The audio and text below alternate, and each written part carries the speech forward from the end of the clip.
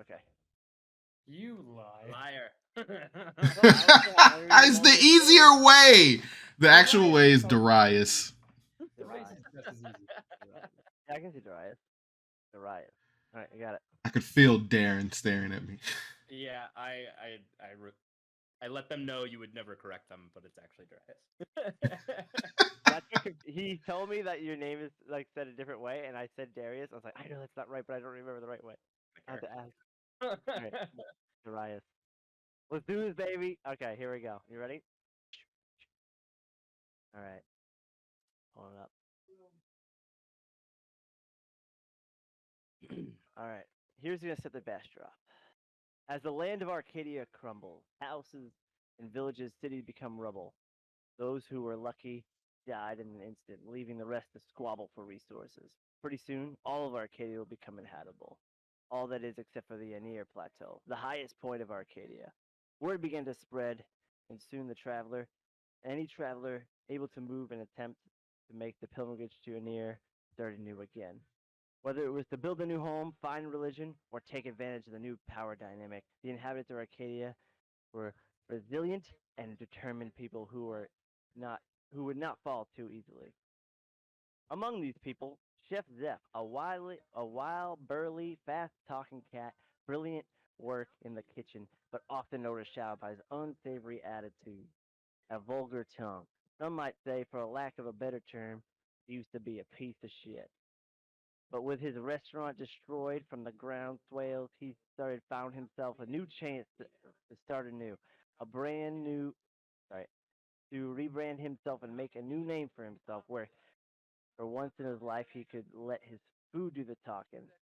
Through real estate, though real estate was scarce, he was able to find a new on the plateau, a place kind of in the middle of nowhere where no one was suspiciously a dead body seemed to lie, but no one really cared. With a not so promising location, Zeph sent out Jeff Zeph set out as one of his many chefs competing for notoriety in this land. His ultimate goal to become the head chef of the royal group of elites who had set up a barricade from outside world. The only place left is this plateau where you can forget about the troubles of this forsaken planet. After a few months of scrapping by, hiring his kitchen staff, making his place presentable, Chef Jeff started founding his big break. While watching some jelly TV in his hut, waiting for his favorite show, Owl Bear Confessionals, an ad came on for a new show that seemed to be just too good to be true. A cooking competition inside the walls of the royal palace. And first prize, full-time employment as head chef with dental. After being slightly concerned about how targeted specific the ad was, Jeff brings into action going into the kitchen to create new dishes. Quickly, however, he realizes if he ever wants to win this competition, he was going to have to step it up. The plateau was small, and he knew his competition well, and to win, he needed to bring in the best ingredients on his side. On this side of the floating mine shaft, he would need to bring in the food hunters. Fresh off their last mission success, Zeph believed mostly out of necessity that they were ready for the big league, and he would send them out on a mission to get the most dangerous rare ingredients on the plateau and win this thing. With a big deep breath, Zach put on his bandana, opened up shop, and shouted to his cats, "Bring me my food hunters!" That's me. Right, me. And so this sets up the plane. You all are in separate wagons. Each one of your wagons has a small cat who's driving you into Chef Zeph's hut Chef. kind of in the middle of nowhere. Um, there's three different roads. You're all coming in across. You guys come to the plane. Each one of you steps out one at a time. You notice you're in a line. You look to the left, to the right of yourselves.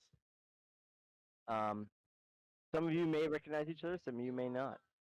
Um, but what you do notice is Zeph is waiting there. He's kind of not speaking yet, and that's when you notice he waits until another small cat comes out of the hut.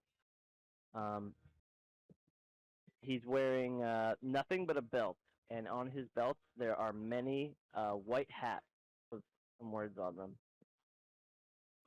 He approaches you guys and he says, "Hello, everyone. I'm glad you guys made it finally. My name's John." And he puts on his first hat and it says middle management. And he says, "All right, I'm your initiation manager here today. I guess I'm going to do a little roll call here so you guys get familiar. So he's a guy with a bunch of hats on him, and each hat he puts on to do something different. Yeah. Okay. And his first hat is middle management, and his name is John. And he says, we do a little roll call. Chef Zeph, he said I needed to get the best food hunters that are there out there. So I called our very best, and they were currently unavailable. So, but we did get you guys, and I believe that's fate. So this is meant to be. We're gonna go down the lines. First, we're gonna start off with you, Mr. Is it Cutter? How do I say your name, Mr. Cutter? Could you introduce yourself to the crew? My name is Cutter. Cutting, utilization, teaching, and training robot for efficient results. I hail from the church restaurant of Holy Cannoli, here to help you win your prize, and in turn try to perhaps learn the ways of improvisation. Well, that's really, really great. I love that journey for you. I'm sure you do great here. Are you? What the fuck are you? Are you a robot? What is going on? Why, yes, I am a robot created by my beloved father. Oh wow, did he? How does that work? Do you put it in like? Anyways, okay, great. You see jelly running through the veins of the different conduits of the construct. It is clearly powered by jelly. All right. If you want to do a perception check for me? You want me to do a perception check? Yes. Okay.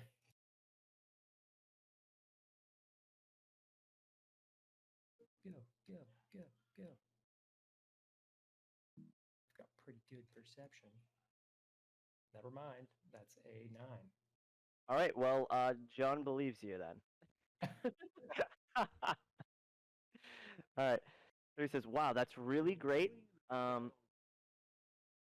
We're doing a great job here. I'm sure we're going to get all the ingredients, and Zeph here is going to win.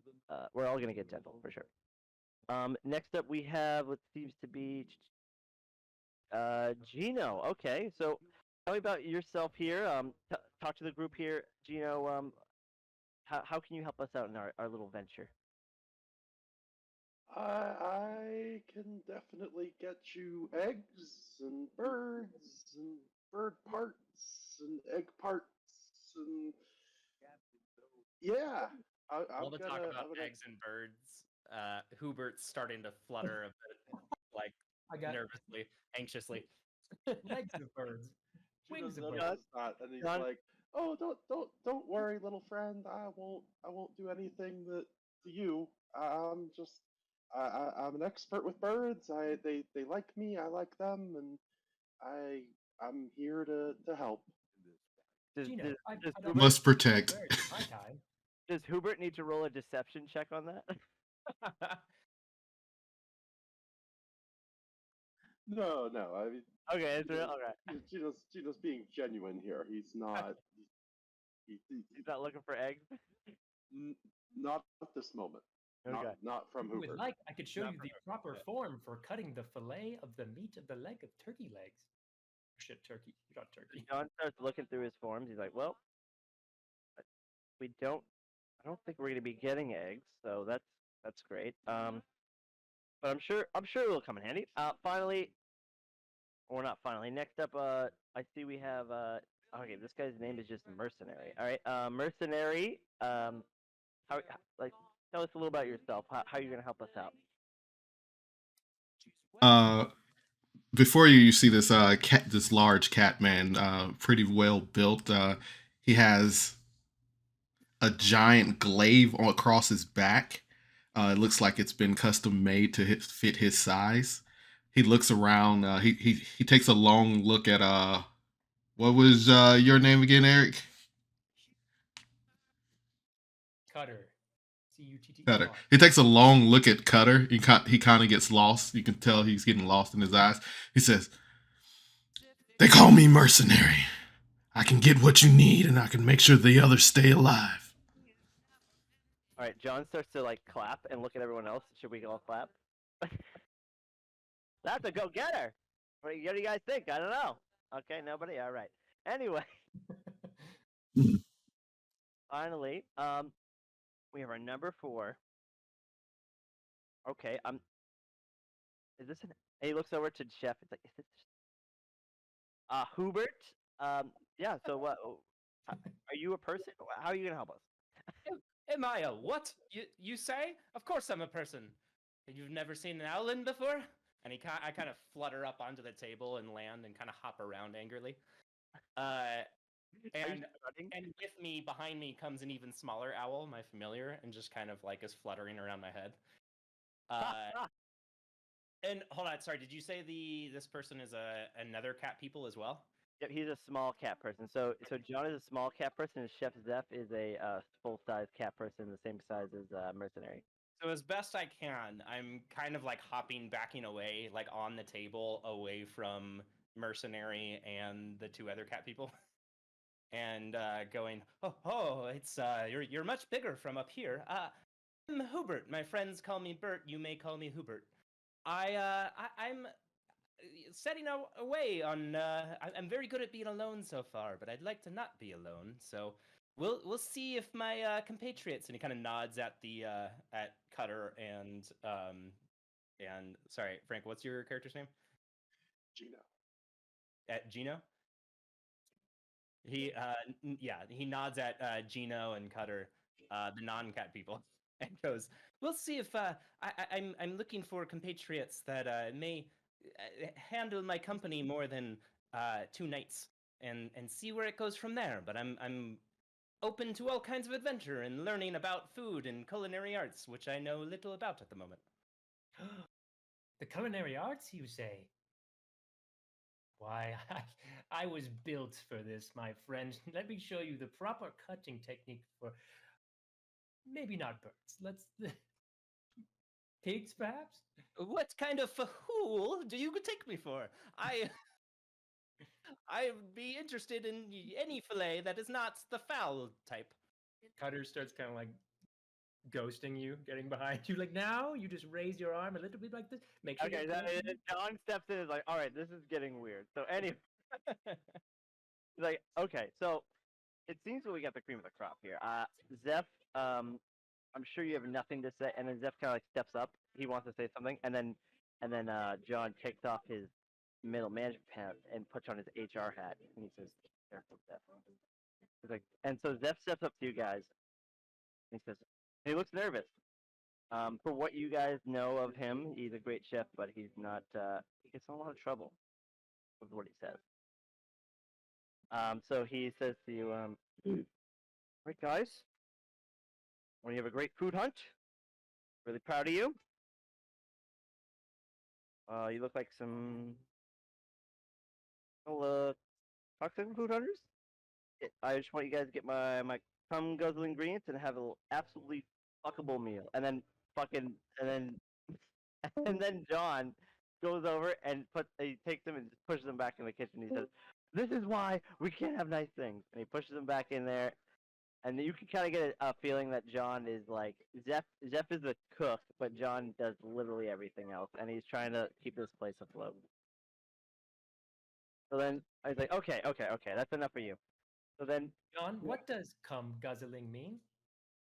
okay, so if anybody asks, he never said that. And he puts on his PR hat, and he says, "Listen, the words of Chef Zeph do not represent the culinary genius of his mind, and Chef Zeph's restaurant has nothing to say but good things about the cum guzzling people of this world." And he puts back on his middle management. Like, okay, so we know what we're gonna make here, but we're gonna start with our first lead. Before we get you that, we're gonna assign you guys some other cat here. Other than our cooking cats, we have some cats that are help with the food hunting. I don't know if you ever played Monster Hunter, but it's kind of like that. Anyways, um, I love so monsters. he goes over and he kicks a few cats over, and they seem to be sleeping on the floor. Most of the cats are cooking meals, flipping things all over the place. They look very busy, very important. These guys are kind of just on the floor sleeping. He wakes them up. Hey, you guys, you available? He goes, oh, why? Yes. What do you need? So what are you guys' names? You're gonna be helping them out. You're gonna be food hunting with them. Okay, so my name's Timmy Aswell. This is also Timmy, and this is Timothy the second, but he goes by Timmy too. And then John goes, wait, what? Like, I'm Timmy Aswell. This is Timmy, also Timmy, and this is me the second, but he goes by Timmy too. I was like, okay, so I'm not even gonna fuck with that. Like, well, if you get confused, Timmy two, he's the one who wears the shoes, so that's how you can remember him. You tell me Timmy two. John, Also, it's pretty easy. It's Timmy 2. Wait, no, no, I'm not. I'm also. My first name's also, but my last name's Timmy. I get it. I get it. You're Timmy, and you are Timmy to who? No, I'm also Timmy. Two. And you'll notice that also Timmy too, he doesn't talk. He only glares. So also Timmy and Timmy as well, they both talk, but Timmy too, he's the one who wears the shoes. He doesn't speak. We got Timmy as well, and Timmy 2. No, you have also Timmy. First name is also. His last name's Timmy, and then Timmy as well, and then Timmy the second, who is Timmy too. Right. That make sense? Totally. I know exactly No. what to call them. I know exactly. Just And then when you and Timmy Aswell gets up and is like, I don't see what's the problem. I mean, oh, I see. Okay. Well, you can just all call us Timmy, except for Timothy the second, who is Timmy two, but you can call him Timmy Two Shoes because he's the one who has it. Timmy 2 shoes. And then Timmy Two Shoes glares and he goes, "Hmm." All right, so here's your first assignment here. Looking like you're gonna need to find the Ryoku knife. This knife here, it's a special knife that can make any beef just cut. And he goes, Chef's kiss. Absolutely perfectly. It makes it taste better. We don't have too much information, but we do know that the best way to find it is to head towards the Jelly Village to the north. So you guys, we have a ride for you here, so you can just hitch up on this, and then you look over to your left, and Timmy Two Shoes is gone, but then you see him skid in with this electronic bowl like pulsing with jelly, and it's pulling this wagon, and you kind of tell this might be your wagon for the journey. It says like, all right, here's our ride. It's funded by the Chef Zeph, so don't get any dings in it. And you look to the side, and it says Zeph's restaurant on the side. So you guys are repping. So if you guys want to head in, you can start heading to your first location. Can we make jerseys for the team? I don't know. Is that what Cutter wants to ask? Can we make jerseys? Go team! And then John puts on his tailor hat and he says, "I'll see what I can do." I want to make mine a crop. Oh my god! Uh, All right, Bert's going to he's going to kind of like take a couple hops towards the door and then get up and fly, and you just start going out the door like, on Bert, well, I'm starting to feel a little faint-headed with all the wonderful felines around here. Yeah, I know. I'm I know. not- That's the thing. When I wrote this, I literally had like 7 cat people with you. I'm like, oh no. Yeah, mercenary is kind of just standing there, looking angry. He straightens up and then he starts heading that way. All right. Oh, I meant to Timmy say Two Shoes. Timmy Two Shoes looks over to you, also angry, and nods. I He take just out my jersey fucks and with put you. it on my cutting board and do an absolute perfect slice to crop it down the middle. John starts to sweat.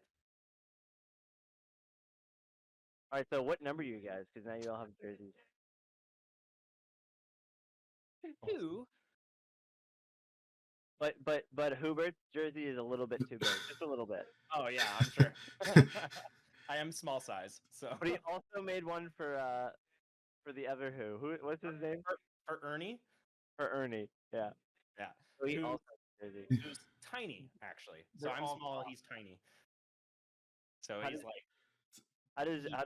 How does Gino feel about his jersey? Gino is actually just like staring at how many cats there are and not really sure if he's really seeing this many cats or if he's hallucinating some of them. And I don't know if anybody's honestly sure. He's just gonna take whatever clothes are given to him and throw them on, um, and follow them into the wagon. Okay. My jersey number's 1010. 0101. All right. So then, also Timmy jumps onto the front and he says, "All right, guys, let's get going." You'll hop on. Yeah, yeah, definitely. I hope so, because if you do anything else, I haven't written that. So, all right. So everyone gets on. You go left. It's like, all right, there's a fucking hole, and if you die. I can fly. Oh damn it! All right. So you all hop on, and you start to go into the world towards the north. So this is the direction that none of you came from. Either south, southeast, or west. So you guys are kind of venturing into a new area. As it's going, uh, also Timmy's in the front driving the ox bull, and then you have Timmy as well, and Timmy Two Shoes back there with you. It's kind of going along. The journey is about probably 45, 50 minutes, and so at first it starts out goes easy, gets a little awkward, and also Timmy says, how about them Red Sox? And he looks over to Timmy Two Shoes because he's wearing Red Sox. Like, I thought he probably should have got, maybe some orange socks, but he reminded me that he's not wearing anything but shoes, so his outfit really doesn't matter. Anyways, how are you guys doing today? You guys feel like we're gonna do this mission pretty good? I don't know. Fuck it. I prefer the Eagles. He points towards Darren Hubert. Hey, Hubert is a tiny owl, right? he's a small. Bert's a small owl, and then Ernie is a tiny owl. Give me Ernie's my feet. familiar. What's that? Yeah, give me feet. I'm probably 5 feet tall, and Ernie is Okay. 2. Okay, I was thinking like 3 or 4, but okay, cool. Yeah, yeah. Let's say I didn't actually write it in, but yeah, let's say 4.5, 4.6. Okay. Mercenary is gonna like lean over to you a little bit too close, and he's, why are you so nervous? Oh dear me. Ernie, fetch the pail. And and Bert's just gonna pass out. Bird is now passed out. As he does pass out, like Mercenary he I have him as like this big muscle dude, but he's gonna pick you up like by your neck and try to sit you back up. Oh. and then he's gonna like just slap you a little bit. And Timmy Two Shoes is over there too, and he has a fan, and he's still mad and angry, but he's fanning you off. Okay. I'm gonna wake up kind of blurry eyed. Oh, it seems as though I've. Oh no! And then pass out again. All right, Mercenary, perhaps. just put you back down over here. Yeah, you look. You wait. Wait. Yeah, Hubert wakes up, sees a cat to his left and a cat to his right, and then passes out again. Yeah. Gino just kind of saddles in there and kind of pushes his way through and has a little bit. He's going through a bag and like checking wrong food, wrong food, wrong food, right food, and he puts a little morsel of food into Hubert's mouth. Open crevice. Oh, that's sweet. Okay. I suppose then I'll wake up and go, ooh, this snack, I haven't had one of these in ages. Where did this come from? Oh, you know that you find these things, and you just make sure to know which ones for which birds. Oh, that was very kind of you. I've never had such kindness extended to me. And he kind of a bird's gonna flutter up and land on oh my gosh, yeah, Gino's shoulder. I can see a friendship. I think it seems a bit safer from up here. And what is Gino again? Not a cat. Gino's a human. Human. Okay, human. Oh, just a human? Okay.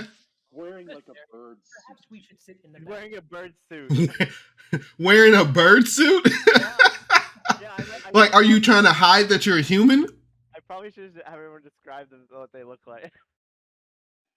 No, he's a human. He just likes birds. So he's got a Oh. suit made all out of feathers, and it's got some like Okay. birch motifs on parts, and that's what he's wearing. So now it's canon. Cool, that, cool. Leather armor. Yeah, so now it's canon that Mercenary just looked at Gino for the first fucking time. Yes. I would like to think Mercenary would take a look. It's like, that's not a bird. He thought it was a bird first until literally he thought he was another bird person until just now. He's like, wait a minute, you're fucking human? Okay. So as you guys are all talking, doing banter, you notice that the card starts to shake, and then you guys go to a full stop. And as well, Timmy go, whoa there! And he's petting this mechanical horse that obviously doesn't need it for no reason. And then you Is kinda- this What's up? is this like a sheltered cart? Can we see like ahead of us, or we have to step outside? So yeah, that's a good point.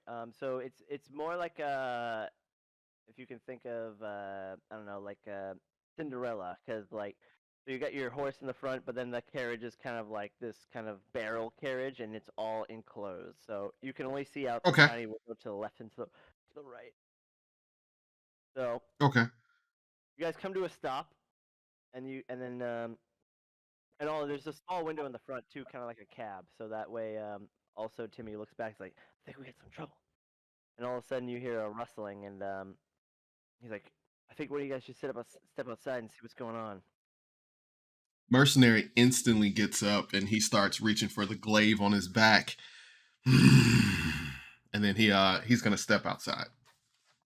All Oh, right. thank goodness he's gone. Wow, it sure seems nice and safe and warm inside this carriage, doesn't it? Now, keep order, everyone. We must be diligent and do things the correct way in a single file. And now Very well. And he Trying to order Bert, people like, out of the cart in single file. Bert And just files in right behind you. And Gino then- stands right Perfect. next Now, to if you Bert, move your so legs he's in not such in a way- single order. and also Timmy looks down at his jersey. He's like, I wish I was number one. And so now you all get out. First is Mercenary, because he came out first. So what he sees is kind of nothing at first, but in kind of like almost like a TV movie fashion, out of the bushes you see first a small goblin come out, and then a bigger kind of bugbear person come out, and then also a sea elf. And the small goblin says, well, what do we got here? A couple of new food hunters on the block. Let me tell you how this is gonna go down.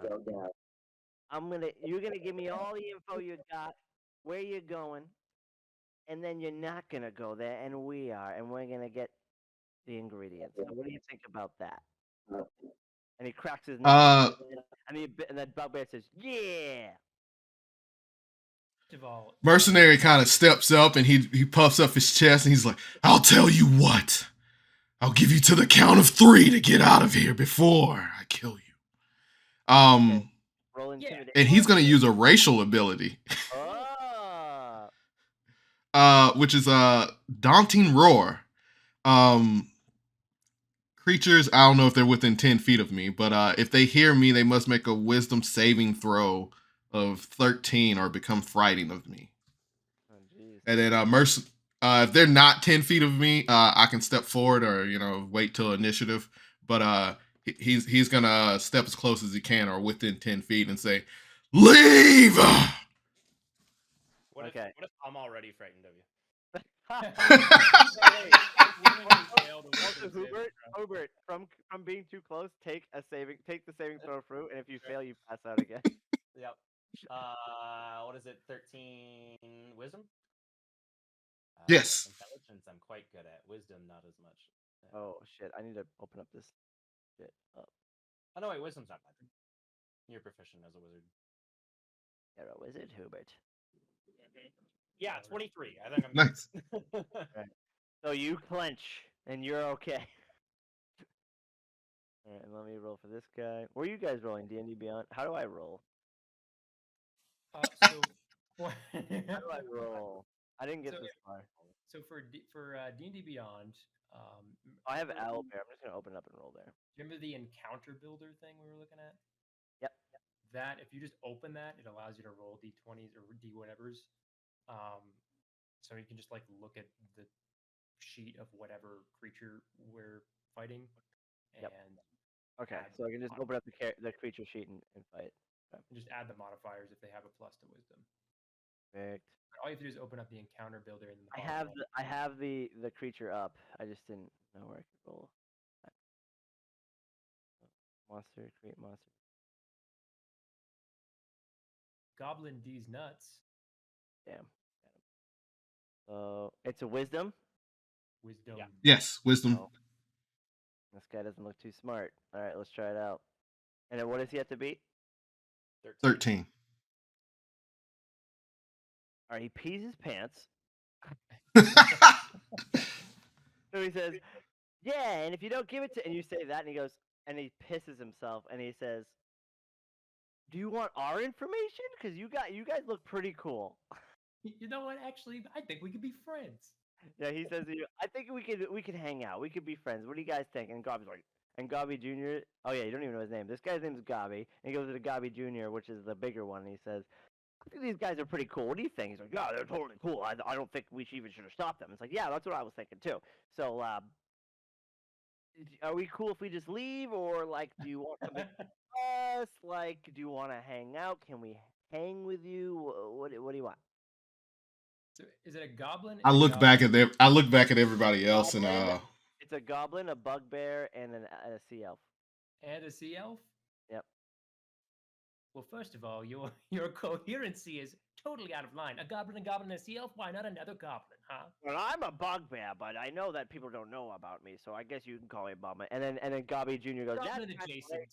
That's kind of racist if you ask me. Goblin adjacent. Oh, goblin adjacent. All right, canonically, Cutter's racist now. Towards What? goblins. these are the Okay. stats. So what? So you kind of have the floor, mercenary. So like whatever you say goes. So he kind of says he's kind of asking like, "Oh yeah, sorry, can we leave? Like we're cool." But if you wanted to, you could probably like get him. You could do like a perception step, see if he knows anything, or you could like let him go, or you could take him hostage. Whatever you want. I mean, he did know where we were going. It's me talking to the party. He did know where we're going. Like, do we want to question him? Do we want to let him join? How was it that he would have known that? Who told him this information? Oh Who yeah. told you this information? Who? Who? Yeah. How did you know we were here? And he just look at you and he's like, "Well, obviously you're scary because my pants are wet, but if I told you that, I would die. So, how about instead of me telling you who told me that information, I can give you some new information. Maybe something a little more specific on what you're looking for." Oh, I do like information. And, Bert kind of hops around giddily. Tell us what you know. Okay. And then he looks over to Gobby the goblin, looks over to the bugbear, who's Gobby Jr., and says, all right, give me the map. He's like, "But Gobby Jr., this is our only lead." And it's like, "Listen, you told me they were level 1. And it's like, and he said, "I think we might be level 0. And he's like, "Wow, that hurts." So and he gives him the map, and he's like, "I can't believe we're doing this." Like, what are we supposed to do? I peed myself. So he hands over this map to you, and it's a map of where you're going, the new city. But circled there he has circled an arcade, a bar, and a gym. He says, "All right, we were heading here next. These 3 places have some people who have some intel on the knife. We don't know where it is yet, but we know that someone here does. So if you go there, you might be able to find it. And if you do, don't tell anybody I gave you this map." What are we And looking for again? Oh yeah, the knife, right? Yeah, because it cuts really well. Because it cuts real good. And then Gabi Yeah, Jr. says, that "I don't know. What are you Japanese gonna still. get? Who knows? I You guys didn't- might have forgot." I Yeah, didn't who? even realize that. Yeah, the Yeah. fucking knife, dude. That'd be my thing. I know. It's like as Cutter's like, "What are we gonna get?" It's like, I don't know, just some knife. It's like, oh, the thing I'm literally about. What is it called again? It's some sort of Japanese name. The Ryoku knife. Did he? Ryoku. So sorry. There's 3 points of interest, and at any of them, there might be somebody who might have. No, at all 3 of them, there is somebody who knows something about the knife Got it. or Cool. where it is. And then it says like, Oh, "So okay. are we good here? Are we best friends? Do you still hate us? Can I live? Can I leave? What do you think? What are you feeling?" He's kind of vibrating with excitement that we got some more information about where the Ryoku is, the fateful knife. The one that he's been thinking about ever since he realized what it is. Ever since, yeah, I'm retconning. Ever since he heard, ever since he heard where after Ryoku, the fabled cutting knife, he's very excited. Mercenary's gonna turn to the party. I'm not against killing them. That's gonna get me every time. What did he say? I'm not against killing them. And then But- Gabi comes up and is like, "But I don't know, they're pretty cool guys." He's talking about himself. But if there's no reason to kill them, we don't have to. And then Gabi Jr. says, "Yeah, we could be useful later. Who knows? We can come back. You know, that could be episode 2 or something." Or you could betray us later. No, And I'm we gonna wouldn't roll do that. And then insight he on goes, that. CL's like, "Will we do that?" And then CL goes, "No, we wouldn't do that." And he also peed himself. You can tell. I want to roll insight on that. Yeah. Do I get advantage because they're scared of me? You can know the mettle of the man by the form of his cut. And Cutter kind of pulls out his cutting board and puts it down, and it puts down a little piece of slab of meat he had in his backpack, and goes, "Go ahead, show us your performance." And he's like, "You want to do it?" I was like, "I don't want to do it." "You want to do it?" "I don't want to do it." I was like, "Okay, you do it." And then he has this. They have the sea elf do it, and he goes, and he cuts it, and he misses, and he cuts his finger. Let's kill them. And Gabi Jr. goes, Wait, what just happened? And Gabi Jr. goes, wait. You should definitely kill him, but you should let us live because we didn't do that. And then the CL goes, "What? No." Mercenary is confused. What? A creature who does not know how to cut meat properly is no creature at all. I say tway with them. Gabi takes out his pistol and shoots the sea elf, and he's dead. I immediately snatched the pistol out of his hand. All right, roll for athletics, I guess. Dexterity. What do you think you should roll? I mean, you want it to be strength or dex? Let's do dex because it's like a quickness thing. All right, Is it rolled? that is opposed? It a would be 7. opposed, Yeah. so I'll roll his. 7.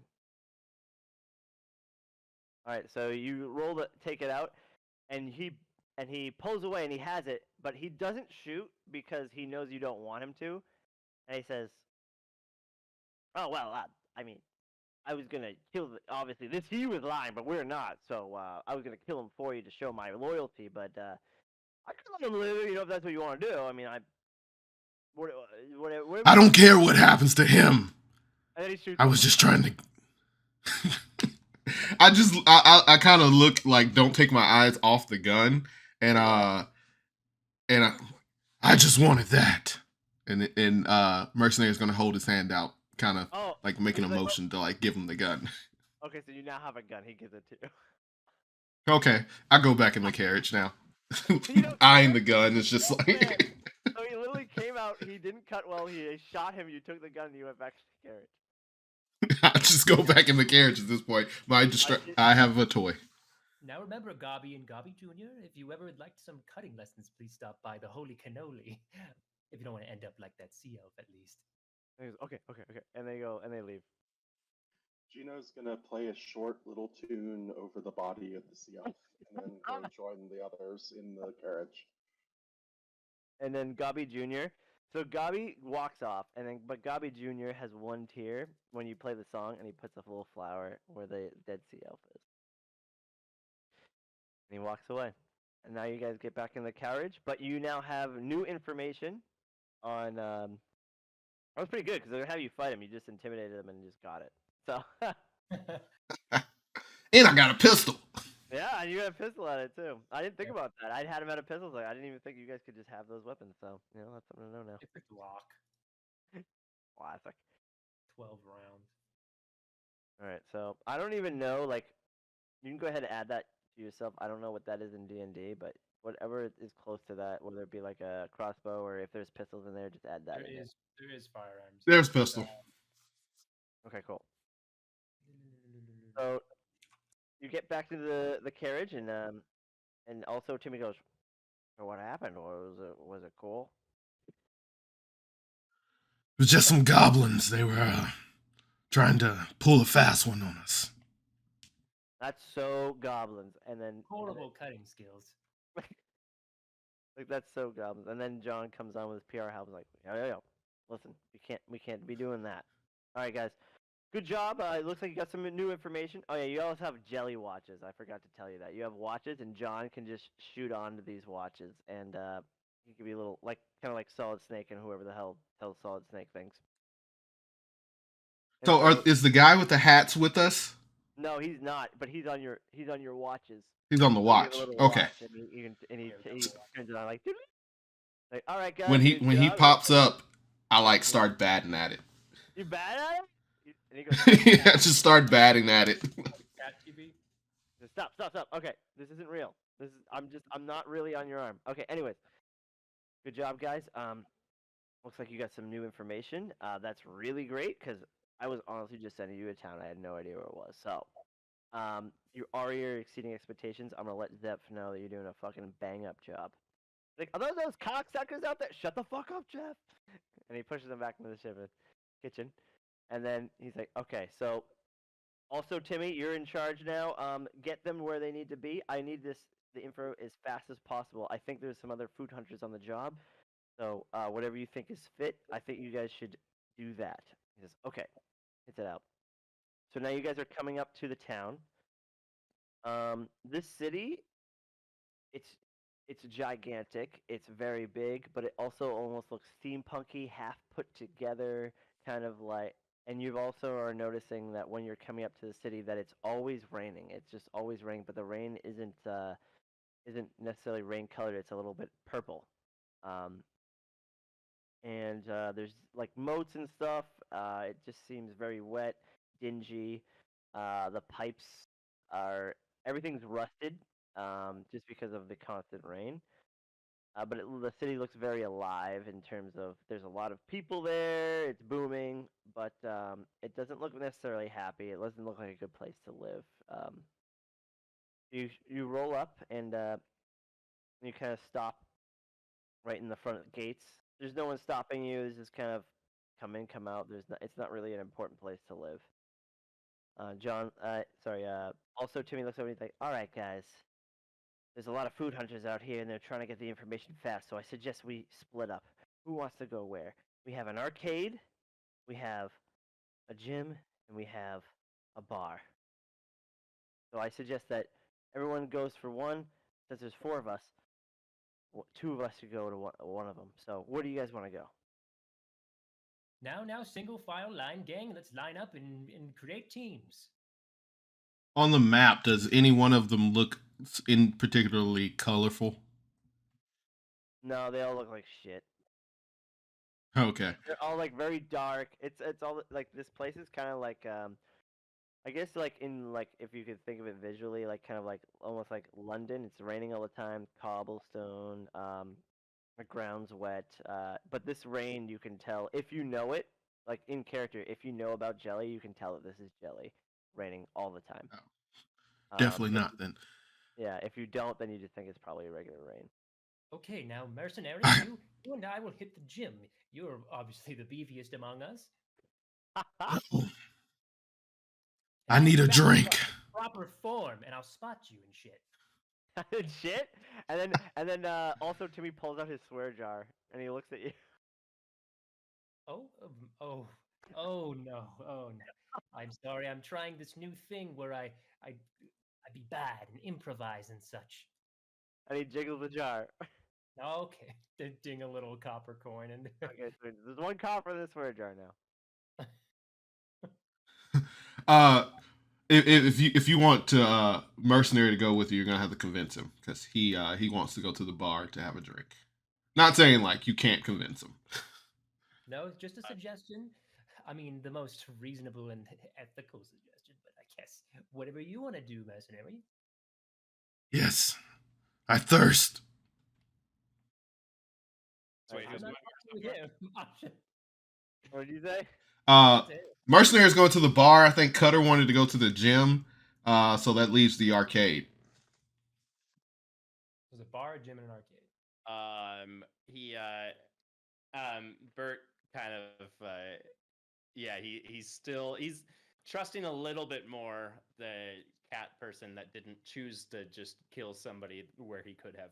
But he's still apprehensive, right? So he's going to hop a little bit in Cutter's direction and go. The gym seems like a place for me. I have not spent much time in one yet.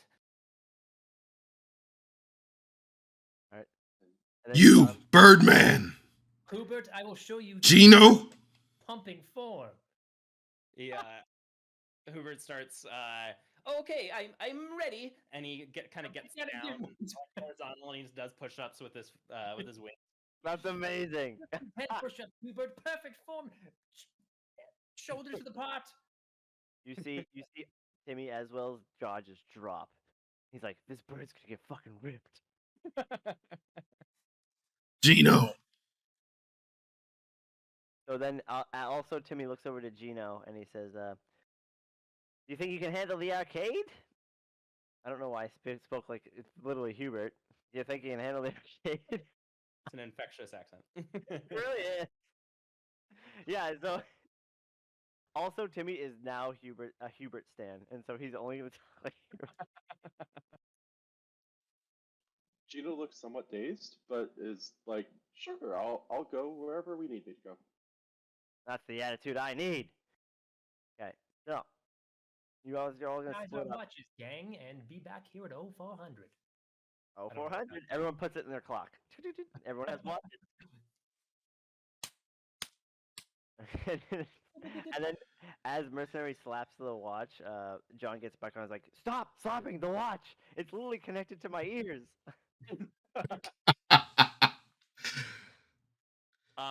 As we're If- making our way to the gym, by the way, I'm gonna cast Mage Armor on myself. It lasts 8 hours. Oh, I don't know what that means, but it sounds good. My AC is now 16. Basically. Okay, He's not so, gonna die in one hit. Who wants to?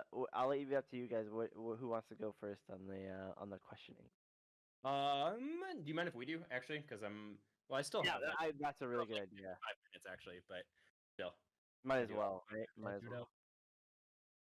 Right. Okay, good. Let me pull this up. We have So plenty of is it the gym is first, right? Okay. Yeah, the gym's first. Jim. And that's Cutter and Hubert, right? Mhm. Okay. Right. You guys rock up to the gym. You notice it's like one of those gyms, like you know how like you pass this place and it's like there's just a garage door and it's open. That's this gym. It's always it's raining, but the garage door is open and people are working out and they're gonna let you see it.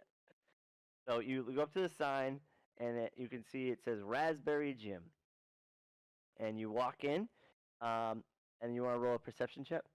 I guess both of you can. Poiception. Perception, it's boyfriend. Nat 1. I'm rolling like a beast today. Nice. Uh, So what- dirty 20. But All right, great. So I, I So- don't know. so Cutter walks up and blacks out. He shuts off, and then Hubert kind of knocks him up, and he wakes back up. And then what Hubert sees is basically everything. There's a front desk. It looks like it's mostly run and employed by Jawari Beast Tribemen. Maybe some that have. I wasn't going to tell you this without 20, but I mean, I'm going to tell you everything now. Is maybe in your perception as somebody who's a nomad who's traveled a lot, you know that Jawaris don't typically live in cities, but these ones might be outcasts and whatever, and they're looking to kind of like get back into. Maybe you're assuming they're getting back into like fitness and to get like more muscular or like back to their roots or whatever. Bert spent some time with the Jawaris after leaving the Owlbear cult too. Yeah, he did. So yeah, because you know this is a fact. Like this is a little bit off to you because like you wouldn't expect to see them here. From what you've known, they're not really city dwellers. So this seems kind of like an alcove for them. Maybe some outcasts came here and made a community where they can go to this gym and work together. It's a lot of there's not just Beast Tribemen because everyone's welcome if they want to work out. They can come, but it's mainly Beast Tribemen. Jawari. So what you can see, there's a front desk. There's a Minotaur-looking guy who's kind of. Everyone's wearing a tank top, and they're pretty broad. Yeah, crop top, and then and then Cutter notices, and he fits right in. And you see the front desk guy. He's drinking a protein shake. Behind him, there's somebody doing a bench press, and he looks like he's struggling, like he's not gonna make it. He might drop it. And then behind him, there's a shake station where you can buy a shake, and there's like there's another Jawari Beast Tribeman. This guy is an ox, and he's kind of just like twirling his hair, kind of like not really caring. I immediately go to spot the guy who's struggling and give him proper advice on form.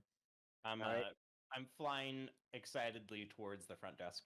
Oh, Hubert, you check out the front desk. I'm gonna help this poor fella. Like I rolled my nat 1's perception check. I'm not really paying attention. Just see this guy struggling. I'm just kind of running it and like, oh, check this form out, friend. You gotta lift, push. Final set. All right, so you notice it. You get closer, and this guy's a goblin, and he's struggling. And so you roll a what do you think here? Maybe I guess another strength test. See if you can help him out.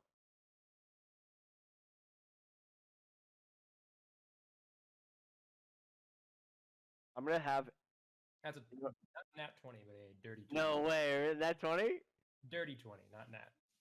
Okay. So you look at him and you go, "You can do this!" And you like put one finger on. He's like, "My wife let me today, but you know what? You can."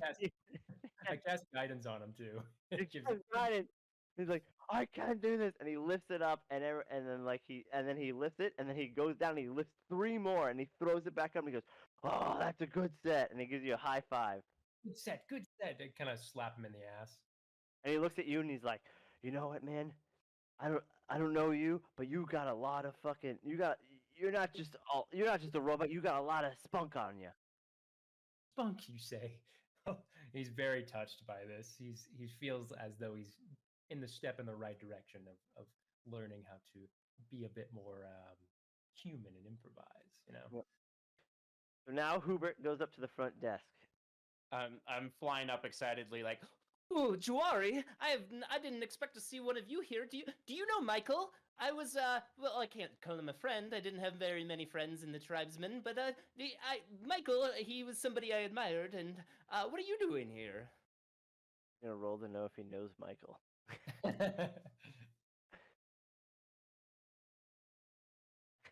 You rolled 11. All right, Michael John Stevenson. That's the one. Yes, Michael John Stevenson. Oh, I only knew his brother, Michael John Stevenson's 13th. That's too bad. I've heard ill things about Michael John Stevenson III, but Yeah, it's make your acquaintance anyway. Yeah, Michael he did. John's a very common name in the beast. He did. Yeah. It's Michael John Stevenson III. Yeah, like, oh yeah, he did drugs. He wasn't a good guy. But yeah, I heard his brother went to college. Is that right? Yeah, no, we studied together. I'm glad his stories have made it around. So, uh, what brings all of you here? I didn't think you left the tribe mostly. Oh yeah, well we were gonna stay there, but SJP he convinced us to leave the tribe. He had some unique radical ideas, but hey, I'll tell you because Michael. But personally, I wish I was back in the tribe. But this is a work. It's a living. So you know what I'm saying. Oh yes, I do. I had to leave the tribe as well. And speaking of living, we're on a quest of sorts, searching Wait, for wait, this. wait, wait, you're on the tribe, and he sticks out his pinky because there's a certain handshake that you have to do. Um, why? How do I know if Do I a know history. this? Do a history. Yeah, do a history check. I do have good history. All right, but, good. Let's see. Where is it? It's been rolling well so far tonight. Here's where Hot. are we doing it? He's hot. A 12. And 12. Okay, so I guess I'll roll it against his history. I guess I got a +5, so Plus 5 with a 12. Wow. Yeah, Okay. so I got 12, so I still didn't roll great. But Well, okay, so he reaches out your pinky, you put his pinky out, and that's the good first start. And then he puts out his pointer finger and he starts wiggling it, but you don't wiggle it. And he kind of starts looking at you, but then you remember that you have to wiggle it too, and then you do, and he's like, "Okay, I can trust this guy." All right, so he's a little weary at you, but you did it right, so you're gonna get a +1 to any persuasion that you have on him starting now. it's always good to meet another tribesman. I didn't spend much time with your people, but the time that I did spend was quality. So it's good to see you. And he just says straight up. That's it. We're on a quest of sorts, as I had mentioned.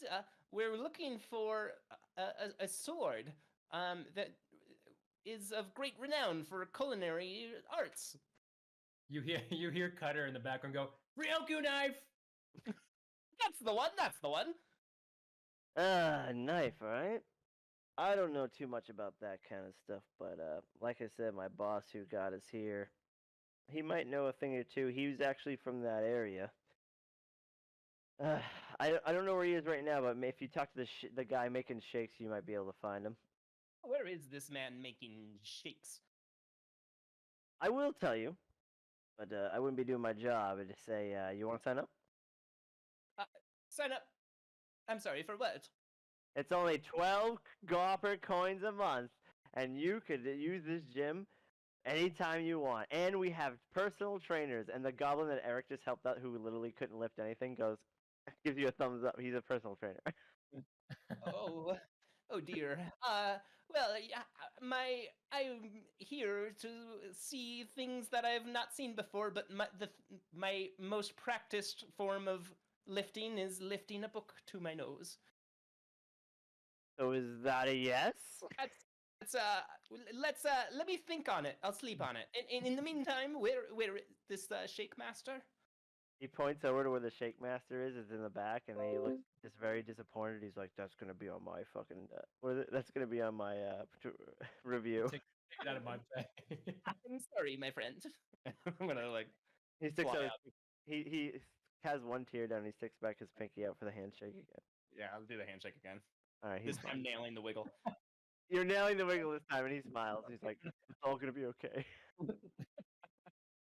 Cutter, we have found the next step. Onwards to what'd you find? And I'm gonna lead Cutter to the back where the shake master, where I was told the shake master is.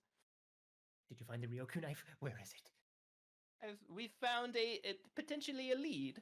There's a shake master making shakes who knows about knives for some reason. I see no humans shaking in the vicinity, only pushing and pulling. I presume it must be some kind of metaphor.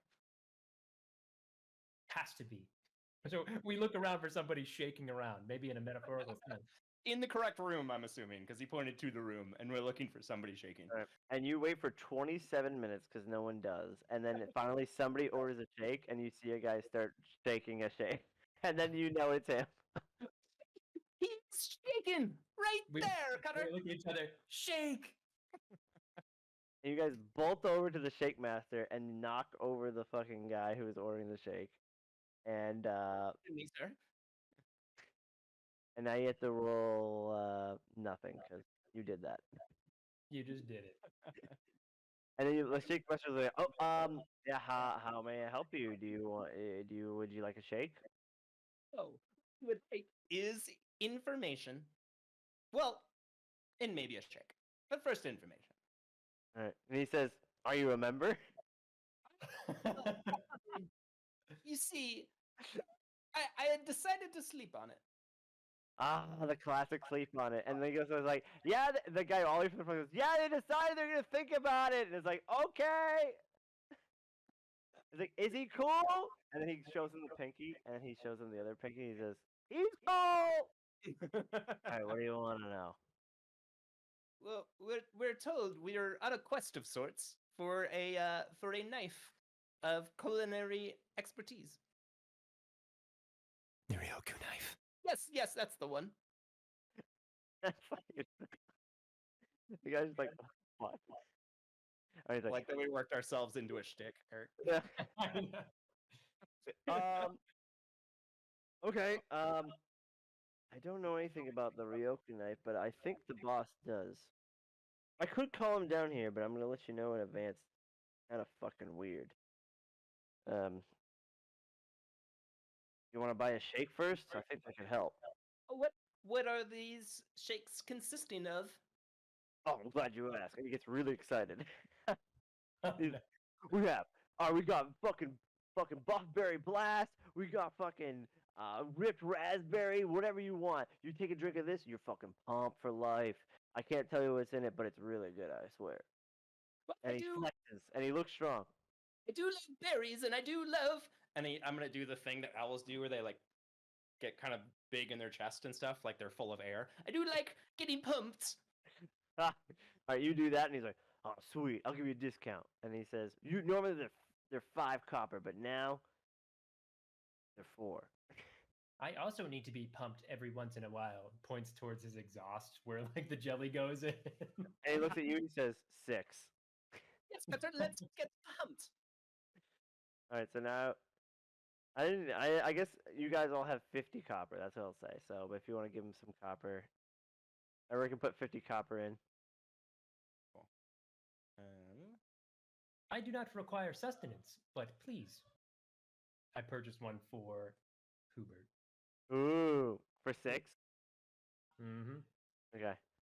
So he gives it over you and he chugs it, and now you feel really strong. You get +1 to any strength check for the rest of the session. All right, sweet. Yep. Oh, I feel unlike myself. I feel like I could do anything, and I start like pushing the glass. All right, whatever the Hubert, shape shadow box with me. I just put my hands up. Like And then- four. And you see the guy in the shake is like, "It'll do that to you. It'll do that to you."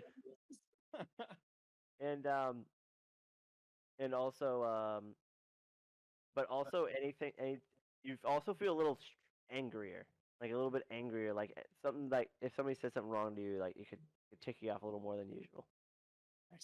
Oh, now where is this boss? Oh geez, okay. I'll calm down. He goes, "Doo-doo-doo-doo-doo." He's like, "All right, we got some guys. Yes, they ordered shakes.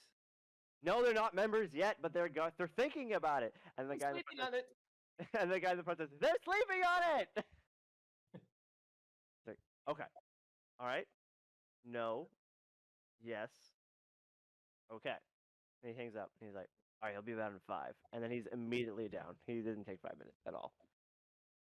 He goes, "How may I help you guys? I hear you're thinking about it, and you ordered a shake, so that's great. We're really struggling over here, so we appreciate the members. My name's Sarah Jessica Parker. My friends call me JP. You're gonna call me Sarah." Oh boy, it's a pleasure to meet you, Sarah. My name is Hubert, but you may call me Bert. This is Ernie. And I point to the familiar that's flying around a little bit. Also excited and doing like air punches. Did he have a sip? No, but I think he like channels. He channels it. Okay. Yeah.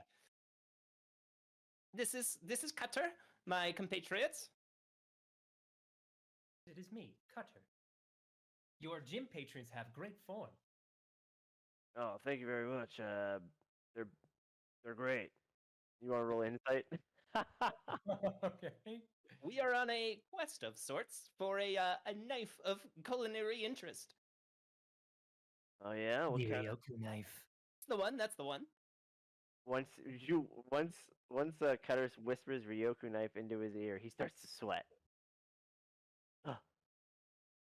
And then hold on, let me open. If you know of the knife's whereabouts, tell me instantly. We must find it post haste. Yes, and I'm feeling very capable at the moment. And I start doing like Cut airboxing. through a whole chicken pig leg in one swipe. Right. So he looks at you and he goes, "Yeah, I know about the knife.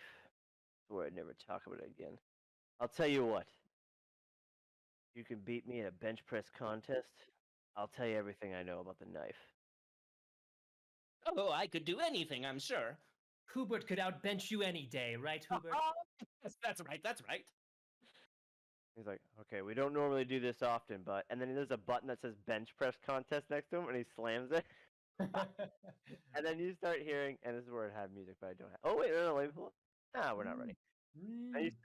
And you start hearing this really intense music goes off, and it's like, "I said 90% luck, I said 50% feel, I said 80% child will." And then all of a sudden, these cheerleaders come out, and they're like, and then a microphone falls down, and a guy comes out, and is like, "My name's Raspberry Jim, and we're at it again. Another bench prospect at the Raspberry Gym. My name's Raspberry Jim. No affiliation. My name's just Raspberry Jim, but I'm not owning the gym. This guy is."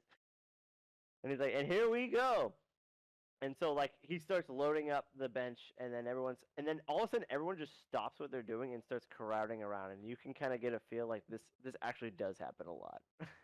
And everyone crowds around you, and first he puts on his headband, and then he gets up to his bench press, and he sits down, and then the cheerleaders start loading up the bench, and he shakes his head, "No, not enough." And they put another one, and everyone gasps, and they go, and he goes, "No, not enough." And he puts another 45 on.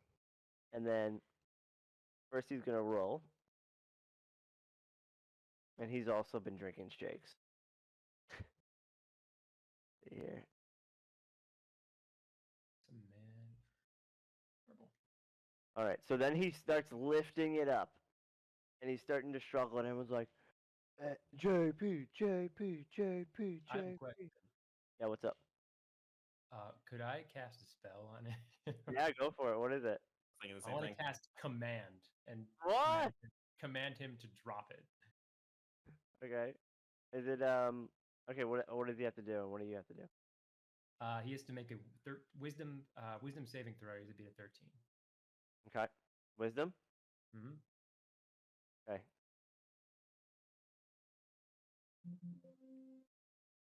Okay. So he's starting to lift it. He goes, everyone's JP, JP. And you can look at him, and he's like, you can tell he's done this before. He starts lifting it. He looks like he's struggling. And then all of a sudden, he looks over, winks at Hubert, takes off one arm, and lifts it all the way up by himself. And everyone goes, but then all of a sudden, somebody whispers to him, "Drop it." And he starts to shake, and the whole thing just comes down and slams on his chest. And then Raspberry says, "Ooh, that's gonna cost him bonus points." And everyone goes, "Boo." Look out! Don't drop it. Like as he casts the spell, he says the word drop. "Ah." And he drops it on himself. And so people are already ready to hold up a 20. And then they scratch it out, and then they hold up. There's a 13 and an 11. So that's what he got. 13 and 11. So I now turn it's like, Hubert, you got this. You're a fucking beast. You're an animal. You're a Jawari tribesman. do you slap him in the face? Slap him in the ass. I was born for this. This was my moment.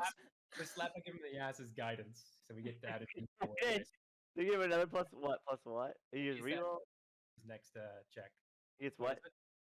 He gets 1d4 added to his next check. Wow. And then 1d4 plus 1. I can do this. I can do anything. A wizard is about to outbench this fucking guy. He drank the shake. All right, so everyone's silent. It's like, nope, next. This is Raspberry Jam. Up next, it's who? Who? I was trying to start a chant. And only you does it. But then you notice the one goblin you helped go. He goes, who? Right, who? Right, who? Right. And everyone will clap. Who? Right, who? Right, who? Right. So he gets on the bench, and have a roll strength check, and then you get +1, and then +4 for guidance. Can I use can I cast Mage Hand to give myself like a third harm. third thing, like for an assistance? You can, but you'll also have to roll deception because I think the judges will think. Ooh, I am proficient in stealth because Ellens are. Okay. Can I do So stealth? first roll deception, and then you can be proficient in stealth. Deception or stealth? Oh, stealth first, and then Okay. I don't know what proficient means, so like whatever you get bonus for that, do that. Okay. A stealth check was a 23. All right, that passes, so no one sees your mage hand cast. Great. Nice. And then what's the strength? So the strength is you're gonna have to beat what he rolled, which is a 17. Do I get any bonus from the mage You hand? get a +1 for the shake, +2 for the mage hand, and then you roll a D4 for the guidance. Okay, cool. I don't. I usually have a -1 to my strength. The shake cancels out. So +3 and then a D4, right? Yep. Yeah. Okay. And I have to beat a 17? Yes. I don't think there's a way I can do that. Without rolling the D4, I rolled a 6. Oh no. I rolled a 3. That was not great. Okay. So everyone's like, Hoover. You cast the mage hand, no one sees it, and then Cutter looks at him and he realizes there's no way he can fail. And then the goblin's cheering on you, and then you start to lift, and you're having the same weight that he has, and then you pull up all the way, and you make it up, and then all of a sudden, the mage hand goes too hard in the paint, and then the bench just snaps, and then they just both fall on the floor, and one of them clips your familiar, and then goes, but he's okay. He only takes one damage. That might be enough. Yeah. They're not strong. What if we see. did I this? mean, if they die, I can summon it again, and it's the same familiar. So, but yeah, he only has 1 hit point. So he dies. He kind of poofs. Basically, is what happens to a familiar. Everyone goes, Hoover. And everyone Do goes, they allow spotters? Could I give them help? yeah, I guess. Yeah, I mean, you can try. Just let them It's basically, it gives advantage if I'm like spotting him and helping him out with the pump. Right. I feel like I already had that happen though, so You could tell me no because you're the DM. I'm gonna just tell you now. bro. I'm gonna say if you had said that, I would have let you, but at this point, no. So it breaks in half. It kills little. What's his name again? Ernie and Bert. Bert and Ernie. It kills Ernie, and everyone goes, oh, and it's like, and then Joe goes, Raspberry Joe goes, that kind of killed the mood, and then you see the sort of. And it's like 1, and one guy says 11, and everyone looks at him, and he switches back to a 1, and he says, and it underneath it says R.I.P. Ernie. Oh no, this is embarrassing. Now, so- there's 2 contestants here, and I step up to the plate. I challenge you to a bench off. He says, normally that's illegal, but I'm fucking feeling the pump, so let's fucking go. And then Raspberry Jim goes. And so now the song 50% looks, 50% skill is now playing again. He's gonna lift the second time, and this time, While this is happening, Bert's going to cast Find Familiar. It takes an hour, so it takes an hour. Okay. Oh fuck! You rolled a natural 20. What the fuck? So he pulls up and everyone's like, "Oh man, JP must be tired." And then he puts on 7 more weights and he lifts it up with one arm and pumps it 6 times. And Can everyone's I while he's Yeah. lifting Yep. cast shape water on like his beads of sweat and kind of trap them, like have them Flips gives him it go gives him under his hands so they're slippery? Ooh, that's a good idea. Okay, I'll roll. disadvantage, making him have to roll again. Disadvantage? Okay, yeah, I'll have him roll disadvantage for that. He rolled an 18. No, he Okay, didn't. at least it's not a nat 20. It's beatable. No, wait. No, it's an 8. It's an 8. It's an 8. Oh. So he only rolls a 9. So he's lifting and he's pumping 1, 2, 3. And then all of a sudden he pumps with so much confidence that it slips out of his hand and it drops again. But he dodges out of the way just in time, so it's I not would have so beaten bad. that. Dang it. Yeah. I could have beaten. And then Hubert Little looked up and was like, "If he did, I would have beaten that one." And Cutter says, Beat that one. and Cutter's like, "I loosened him up." Let me show you proper form. I cast guidance on myself. All right. So you cast guidance on yourself, and then everyone's like, no one cheers for you though, so you don't get any pluses on that, and you didn't drink a shake. So go ahead and roll. Do you see the scorecards? It's 13, 11, and 11. So about the same scores as Hubert when he fucked up. You can do it. Ha! Yeah! 21 plus Oh, a Jesus. d4. What's a D4? 22. All right, so you get on the bench and you start lifting, and first it looks like you're struggling, but then you realize you're a robot and you don't. I This is- flick my overdrive. This is button. easy. And you See the start, belly kind of power through the bike. you start lifting it, and everyone's like, "Yeah!" And then you keep lifting it, and you never stop, and everyone's like, "Oh, this is fucking boring." And then the 20 and the 3 judges all put up 20s. Like, I guess that's just what it has to be. Is And this then- what lifting is? This is easy. then Maybe the we goblin should you have help- you do this. And then with You the goblin, trained your whole lives for this? and then the goblin comes over to you, and he's like, "I know him." I know that. All right. And Ah, then my so he comes back to you and he says, "God damn, I haven't seen a lift like that in 30 years." And he starts, and one tear drips down his head. And he's like, "I know you're probably a robot and you don't lift, and there's no reason for you to lift muscle, but God damn, was that beautiful." All right, I'll tell you everything I know. He I'm goes trying over to to you. be more human, so maybe I'll buy a subscription anyway. And I toss him the subscription coin. And then he just starts bawling. He's like, "We needed this." It's like, and he looks at the front desk like, "They took it." And he's like, "They weren't thinking about it." And he's like, "No, they really bought it." And then he flips over the coin and he catches it. And now you have a subscription to the gym. So anytime you want to come back and work out, you can get a +1 on your fitness test if you come back to this gym and you waste an hour here. It'd give you like a +1 for the day kind of thing. Yeah. I like it. All right. So What is this guy's name again? I can't remember. his name is Sarah Jessica Parker. Oh, right. SJP. But now you guys can call him JP. Now, JP, on to the next settlement of our agreement. He's like, "All right, I'll tell you what I know. In a town east of the river, there used to live a butcher, of which the likes Arcadia have never seen. It was said that this butcher could make even the mangiest wildlife on this plateau sing with flavor after a few cuts from his family knife. It was called the Ryokuzen.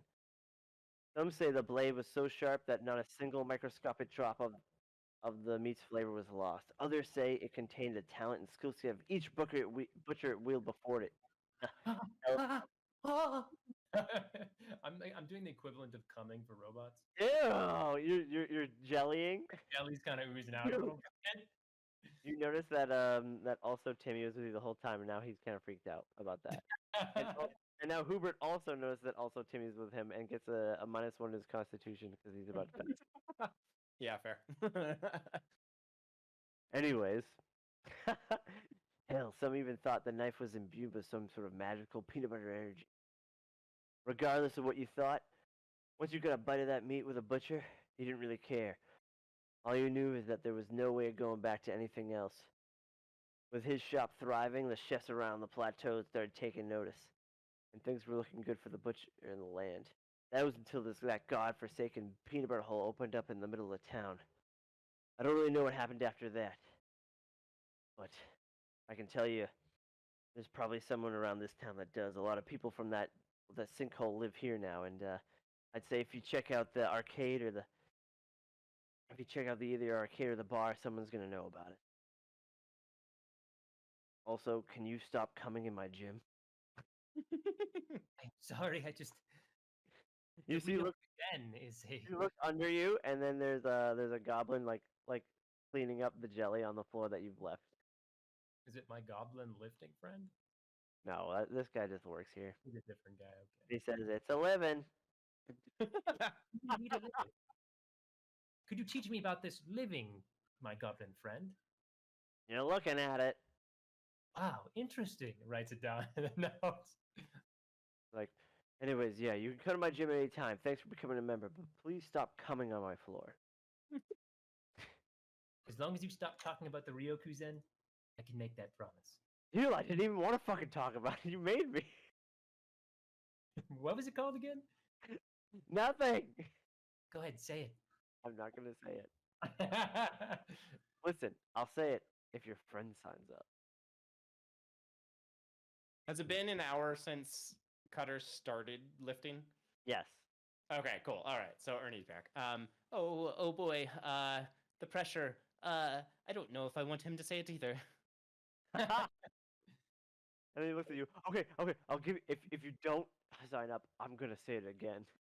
Oh no! I mean, I pull out the subscription fee as fast as I can. Okay, that's -5 gold. He's like, he's done thinking about it. It's like, he signed up. Yeah, that's going towards your bonus, Jeremy. Jeremy's the guy at the front desk. You never asked. You never asked. Oh, this is why I didn't have any friends. He's like, he told, and he looks over to the SBG, and he's like, yeah, we're friends, even though he never asked my name. My name's Jeremy. My name's Jeremy, in case you were wondering. All right, so you guys leave, and you both have a subscription to this place. Sweet. I don't know if that's gonna take an effect at any point, but it might. -5 gold. All right, so are we going to the bar? Or are we going to the arcade next? Hold on, real quick, one sec. You said -5 gold, but I thought earlier you said we Sorry, had copper. Okay, cool. I was like, I thought we had 50 copper total. You So- do it. You're in debt now. Just kidding. Insignificant debt. All right, so let's do. Do you guys want to do the arcade or the bar next? You can do the arcade. Okay. Okay. So we pan over to Gino, and he gets into the arcade. Roll a perception check to see what it's like there.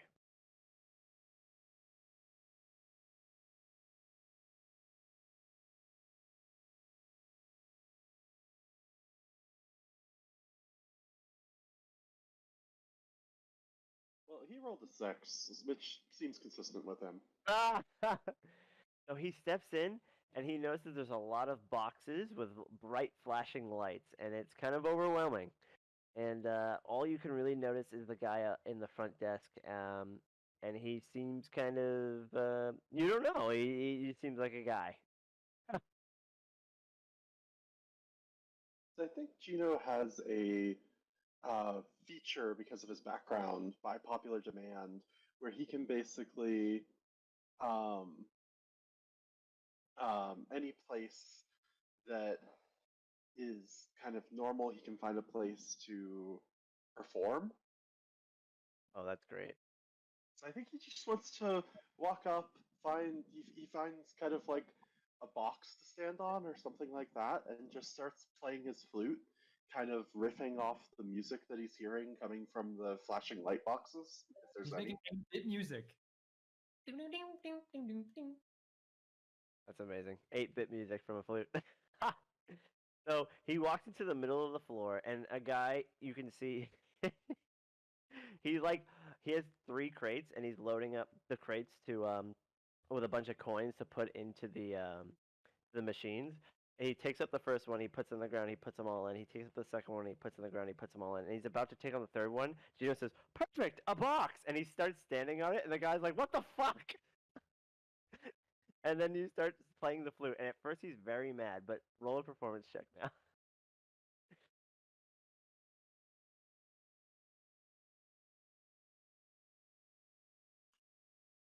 Okay, that's a 14 for performance. All right, so so you start playing the flute to the beats of the flashing light boxes, and at first not too many people take notice. People are just playing games, but as you start to continue to play, when people lose, they start passing by and start listening, and then another person loses. They're going to get some more coins, but guess what? The coin isn't filled anymore because you're standing on the fucking box, and so they start listening. And all before you know it, there's a decent amount of crowd here. There's probably 4 or 5 people, and a crowd brings a bigger crowd. Everyone's kind of thinking, "Oh, what the hell's going on here?" And so everyone starts listening to you, and they start headbanging to this flute, and they're like, "Oh yeah, fuck yeah, man! Like fucking 8-bit, I'm like so into this." And this one guy's like, he's like, "Oh yeah, and then the first guy who came here, he's like, "Yeah, I'm like kind of like an original listener. Like I've been listening to this guy since he started on this box." And I was like, "Whoa, that's pretty sick." And so that guy gets a +1 on charisma now. Anyway.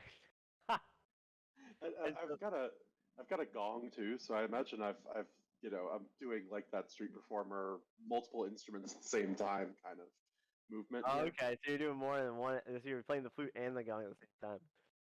So you're doing Donkey Kong Country on on the bongos, and then on the flute you're doing Legend of Zelda at the same time, and it's fucking blowing people's minds right now. And so, And Chino doesn't understand anything of what he's doing. He's just musically inclined. so he's just listening to what he's hearing, but he's hearing Donkey Kong Country and Legend of Zelda at the same time. So then he kind of like blacks out. You're performing, and then you kind of come to, and you step off the box. And then there's 2 guys approach you. He's like, "Bro, that was fucking sick, dude. Like, oh man, you play Zelda, you play fucking Donkey Kong Country? Oh, bro, that's sick. Like, what's up, man? Like, what's your deal?" And Chino's like, "Oh yeah, I just play what comes to my mind, and I play what's in my heart." I feel that, man. Every game I play is in my heart. So do you play? You want to play in one of these games with us? Like, what's up? Why are you here? Like, can I help you out? Oh no, I'm looking for something. I'm looking for this knife. You hear in the back of your mind. Why is he here?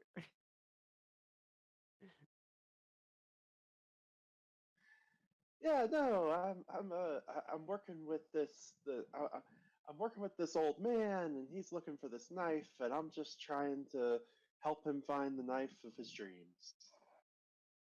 I feel you, man. Story of the life. You know, we're all looking for our own knives. You know what I mean? And he goes for a high five.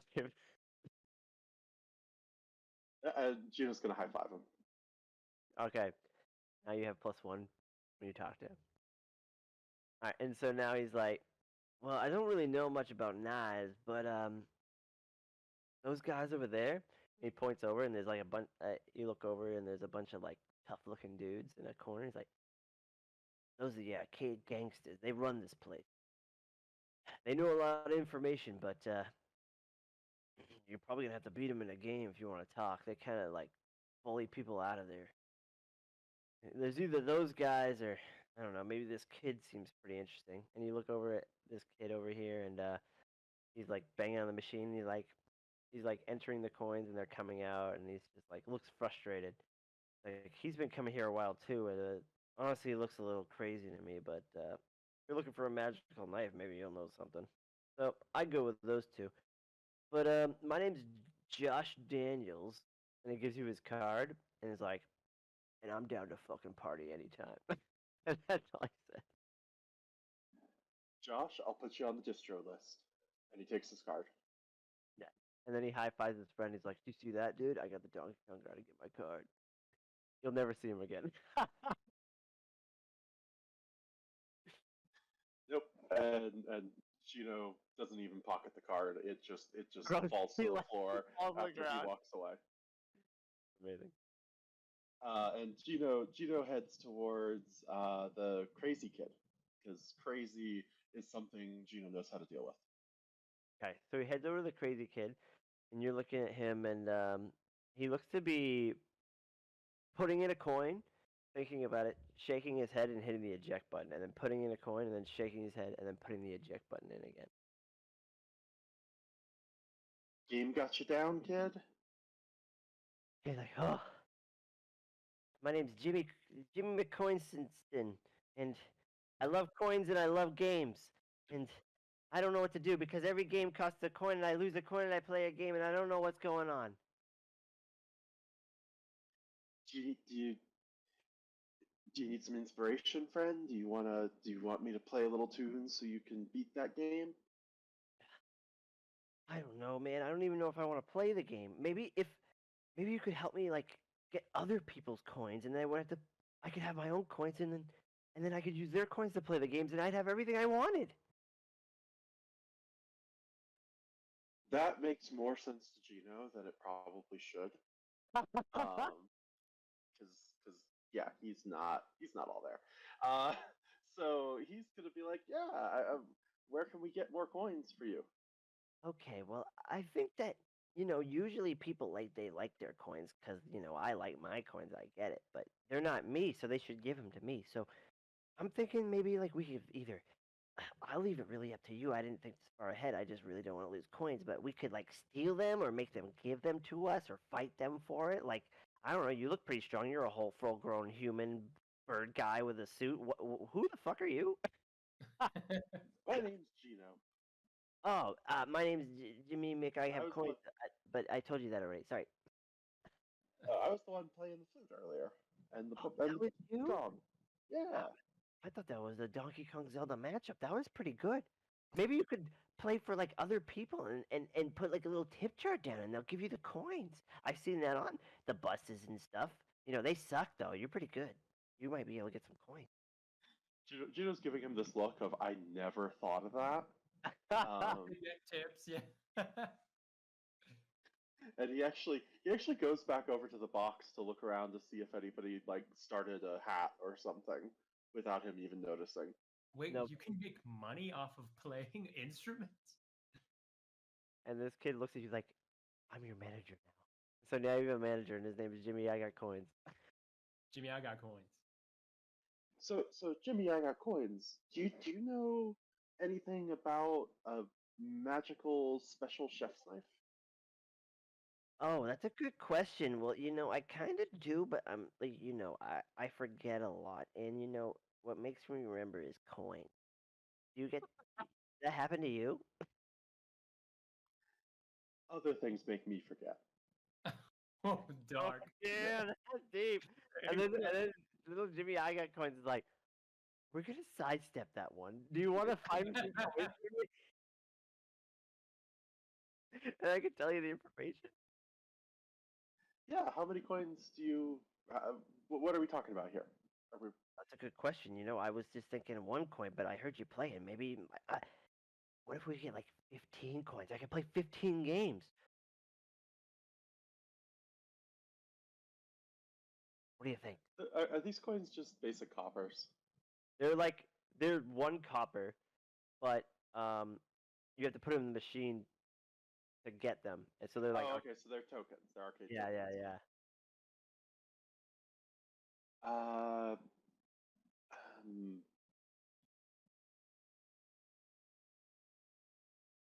I'm trying to think of what would effectively get tokens from people that I can do. I say, put a head down. Like I feel like that could work. Yeah, and I guess Gino didn't have the forethought, of course, to put a hat down earlier. Um, so um, he's gonna, he's kind of concerned about playing in the same place at the same time right after having played. Uh, so he's going to probably go outside and look around and see if there's anywhere else he can perform quickly. Okay. So you walk outside, and then do a perception check to see how it's looking.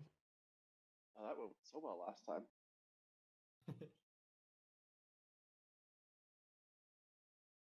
Well, that was a nat 20, so much better. 22. Right. All right. So you can see far and wide, and what you see is that it is constantly raining in this town, and people try to stay inside as quickly as they can get. So there's not too much outside. If you don't want to play at the arcade, there's some other spots you could play, but the arcade looks pretty full. And although you did play there before, uh, it is the most bustling. You can see it's the most bustling place around, but there are a few other places that if you want to try for like kind of like a new spot, there's a restaurant down the street that isn't as full, but you haven't played there before, and everywhere else kind of looks basically empty. Are there any animals around? Yeah, there's you can see on the floor there's like a little lizard just skittling around, and he looks like he's having fun in the rain. Looks like a kind of like a water lizard, A fat-tailed gecko. a fat-tailed gecko, if you will. Okay, I'm gonna try to cast Animal Friendship on the gecko and get it to sit on my head while I perform. That's amazing. All right. So Um, how do you do that? the gecko has to succeed on a Wisdom saving throw I can do the of, fucking thing for the gecko. All right, of a 13. all right, So let me just call up my gecko sheet real quick. if its intelligence is 4 or higher, the spell's gonna fail. So I'm hoping this is not a super smart gecko. What if I just type in like Frogs have a and -1 to wisdom, so just roll with -1. frogs? Frogs. Okay, he's a frog, but he's a gecko. You know what I mean? We're just gonna use Got it. frog as the stat block. Yeah, he's an amphibian, and all amphibians are frogs. All right, he So, got a 9. A 9, so he failed. He had to beat a 13. All right. So So you said, what do you say to him? oh, this isn't talk with him. I can do that too. But What is this this? is just I turn him into my friend and I get him to walk into my hand and I stick him on top of my head. Oh, okay. So he's running and playing in the water, and he's all of a sudden, you know what would be way better if I was on top of this dude's head. And so he jumps up onto you. He just has this epiphany out of nowhere, and he walks up on top of your head, and now you have a gecko. And Jimmy, I got coins. Is like, I found a star. I want to be And- rich. I want to play so many arcade games. And Gino also has disguises, so he's going to kind of just change his clothes real quick. So instead of the feather suit over his armor, he's now wearing a I'm gonna say snake alligator skin suit over his armor Okay. that is Match the distinct vibe. enough that he would match the vibe of the gecko, but not be totally recognizable. And he's gonna head back in and he's gonna motion to Jimmy, I got coins, to put down a hat. Okay. So Jimmy, I got coins. He has a hat on because he's so slick, and he takes it off and he puts it on the ground. And he Is it a puts up. fedora? Yep. And he puts. What's he saying? Is it a fedora? It's a fedora. Jimmy I got coins canonically is wearing a fedora. And so he puts his fedora down, and he's 12, and he says, and he's gonna give you a +1 because he's gonna hype you up. He's your hype man now.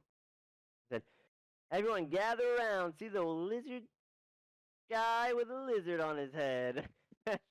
And now it goes back to his +0 because that was terrible. All right, so roll your performance. All right, performance it is.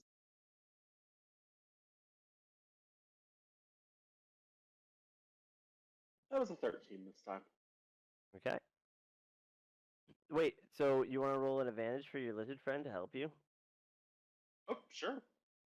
Oh, you do that. Oddly enough, that was also a 13.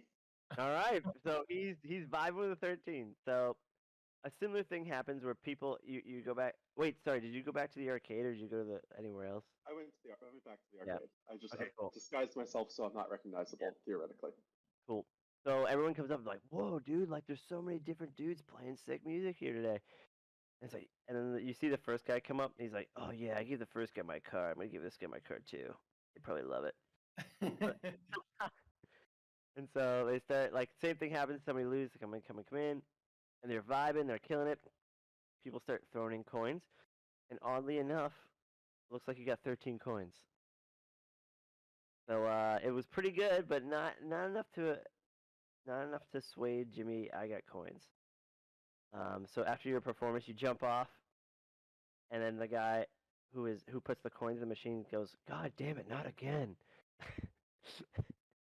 And then he picks up the coin, and he puts those back in, and then Jimmy looks. Jimmy, I got coins. Looks at you and he says, "Ah, that's almost enough, but like I just need 2 more coins. Like how are we gonna get them?" And people start dispersing, but the first guy comes up and he goes, "Hey man, I'm kind of like a big deal. I gave this card to another performer, and we're kind of starting a thing. So like, I don't know if you want to get into this, but here's my card. I give it to you." And Oh, yeah. I need a little bit of is that do you have any do you know what that band's gonna pay? What gigs they have? oh yeah, man. Like, I mean, we're just starting out, so like theoretically, this is theoretical, but yeah, we're gonna be huge. Right now, I can give you like a max of like 2 copper if you join my band, but like that's about it. Yeah, that's a great advance. That's a great advance. 2 copper. Sweet. So like I'll give this to you now, but like like where are we gonna play? Can we play at the restaurant next door first? Holy cannoli. Yeah. I'll meet you at the restaurant in 2 days. I gotta Alright. recover. Roll deception. Thankfully, that is a good skill for me. But not when I roll a 3, so that was an 8. So he rolls and he says, how about one day?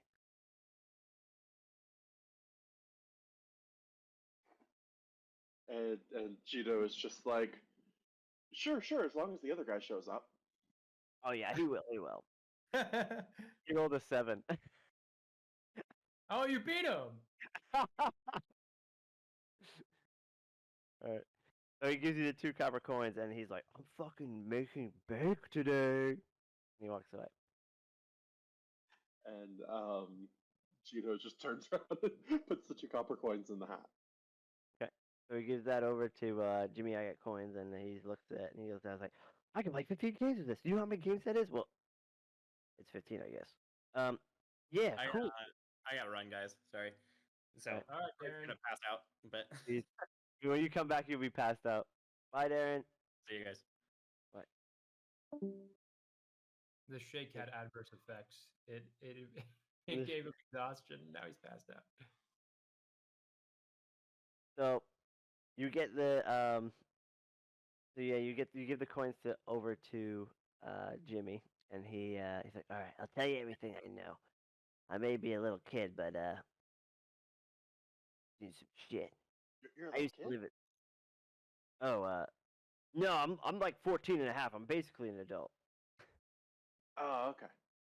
Cool. All right. So, anyways, I used to live in that town, the one with a sinkhole. Half the town, including the butcher shop, was swallowed whole by the seemingly endless pit of darkness. Kind of fucked me up. After that, I really liked coins and just playing video games. And though the butcher and his family got out, the Ryoka's Inn was lost in the pit. Maybe the blade was magical, and maybe the butcher just lost his nerve after losing the prized knife, or maybe that fucking pit is just cursed. Sorry for swearing. And then he gives 1 copper to one of the coppers to Timmy Two Shoes, who's with you in his swear jar. And now you can only play 14 games. And then only thing for sure is that everything else the butcher cut from that day on was rotten on the spot. Pretty soon, no chef would go near a piece of meat he would cut, and so the butcher and his family find himself living on the streets in the town, half swallowed by the hole, and it completely ruined their lives. So last time I heard, the butcher's knife is in the hole, but I don't know. I think there's more to the story. I know there's a guy over by the over by the bar who might know more, but that's all I know. Anyways, sweet playing, and I love your gecko. Could I have him? For 14 coins. He looks at you and says, goodbye. And he goes and plays a game. He says, "Wait," and he plays a little tune and gives bardic inspiration to the kid. Aww. Go crush your next game. And he looks over and he says, hey, one tear in his eye, he goes, I will. And he goes and plays Donkey Kong congas. because he remembers. Konga? Donkey Konga, yeah. This won't be the last you see of Timmy Two Coins. Alright. Now he's Jimmy 2 coins. Well, yeah, he's all after the next time you see him, that's all he's got left. Jimmy 2 coins. Alright, so we pan over to the final destination, the bar. Darius. Alright. So you walk. Alright, so this big burly man of a cat walks into the bar. Everyone's kind of seems to be doing their own thing, but as soon as you enter, like people notice you in the room. They kind of stop for a second, look at you, but then continue on what they're doing. You want to roll a perception check for me to see what you see? Yeah, definitely. Let's see. Perception. Not the best at perception. But I hit a nat 20. Oh, okay. So you see everything. In the front of the bar, you see a bartender. He's making some drinks for just one or two people around there. To the right, you see two older guys playing cards. They look a little wily. In the back, you see a band getting ready to play some songs for the people, and a few people in the middle rows in some booths eating some appetizers, but they're mostly here to see a show. I'd say with your mat, I'll tell you this. The most interesting people look to be somebody you notice would be either the band leader, the bartender, or one of the card players. The band leader, the bartender, and who? And one of the two card players. Okay. Mercenary kind of looks around at the scene, and he takes note of all this, and then he walks up to the front of the bar, and he's going to sit down at the thank you. He's gonna sit down at the bar, and he's gonna kind of bang on the table, not like disrespectfully or anything, but he bangs on the table. Barkeep. And this guy slides over, and he just kind of like almost like he wasn't even walking. He just like took one step and slid all the way to you, and you can kind of feel it. This guy's a little slick. He's got like some nice hair. He's a little muscular black shirt, and he's like, "Looking to get ya." What is he? He's a human. Okay. So I look him over, and you're Gazelle. And you look over to him, and he's like, "1 ale on the house." And then he's like, "No, just kidding. That's gonna cost you 5 copper." And then so he starts pouring the ale, but you notice no matter what he does, he's always doing some sort of trick. So first he like rolls he has one hand open and the other hand holding the mug, and he slides it over, catches it, flips it up in the air, catches it again, pours it under, flicks the switch. While he's pouring it, he's like dancing, snapping his fingers, and he turns it off with his foot by kicking it, and then slides it back over to you. He says, Appreciate 5 it. copper. Like, And then I 5 put the copper, you want- 5 I put the 5 copper on the table. And he takes it and he's like, "Any tip?" Tell you what, you can earn your tip. And I start taking a sip of my Oh. drink. Okay. He's And Mercenary pulls out a gold piece, and he starts flipping it in his fingers. So me and some friends are here looking for information. Information about a knife. Does Cutter say anything? The Ryokuzen. Why is he everywhere? He's like, a knife, you say? Wanna Yeah, go on legend, that tip? legend Wanna go has on it that is a. tip? Oh, go ahead, go ahead. I'll tell you what. I don't know the answer, but maybe it's not worth a gold. But I can tell you who here might for a few copper. He Flip. he flips the gold back in his palm of his hand, and he like flips out a silver piece. He says, "Well, start talking." All right. Well, I only gave you guys 50 copper, so you can pull out a copper piece if you want. Okay. Well, the starting gold was I had 15 gold, but okay. Okay, I'm sorry. Yeah, 15 copper. True, brother. You start with 15 gold. That's Typical. on. That's on me. That's on me. Everyone has 15 copper. It's fine. It's fine. We can have copper. So yeah, he pull. So he pays 5 copper. I guess I need to track this. We paid 5, and then also nothing here is in this world is expensive. So That's good, especially to be at level 1. So you said we started with 50 copper. yeah. All right. So yeah, he pulls out some copper and he's like, "All right, start talking." All right. He puts it in his pocket and he says, "All right. Well, I don't know anything about this knife, but what I do know is the people who come here frequently, and they definitely do. They came from that same town where the pit fell. The two I know who come here from the pit is that singer there, the main lead singer, that card player on the left. They came from the pit, and they come here often. They talk about it, so they must know something about that knife." Uh, what races are they? I was gonna tell you. I should have told you this earlier since you like 20. But everyone here is human. Okay, cool. Uh, I want to buy them around. Who are you gonna buy around? Both of Both them, of them. or okay, but not the other card player or the other rest of the band. Oh no, they're useless. Okay, yeah, no problem. What are you gonna buy them? Some more ale? Do they normally drink? What do they normally drink? I'm not gonna lie to you, man. I'm really glad you said you wanted ale because that's literally all we have. All right. How do you think why I learned all these tricks? All we got is fucking ale. I gotta make gotta make it impressive somehow. Well, I guess we'll be drinking now. So All right. he I don't even know why I asked you what you wanted. he pays the copper. All right. So you He- 5 for you, 5 for the tip, and then 10 for the two guys. So that's all right, 30. at 30. No. Yep. Yeah, right.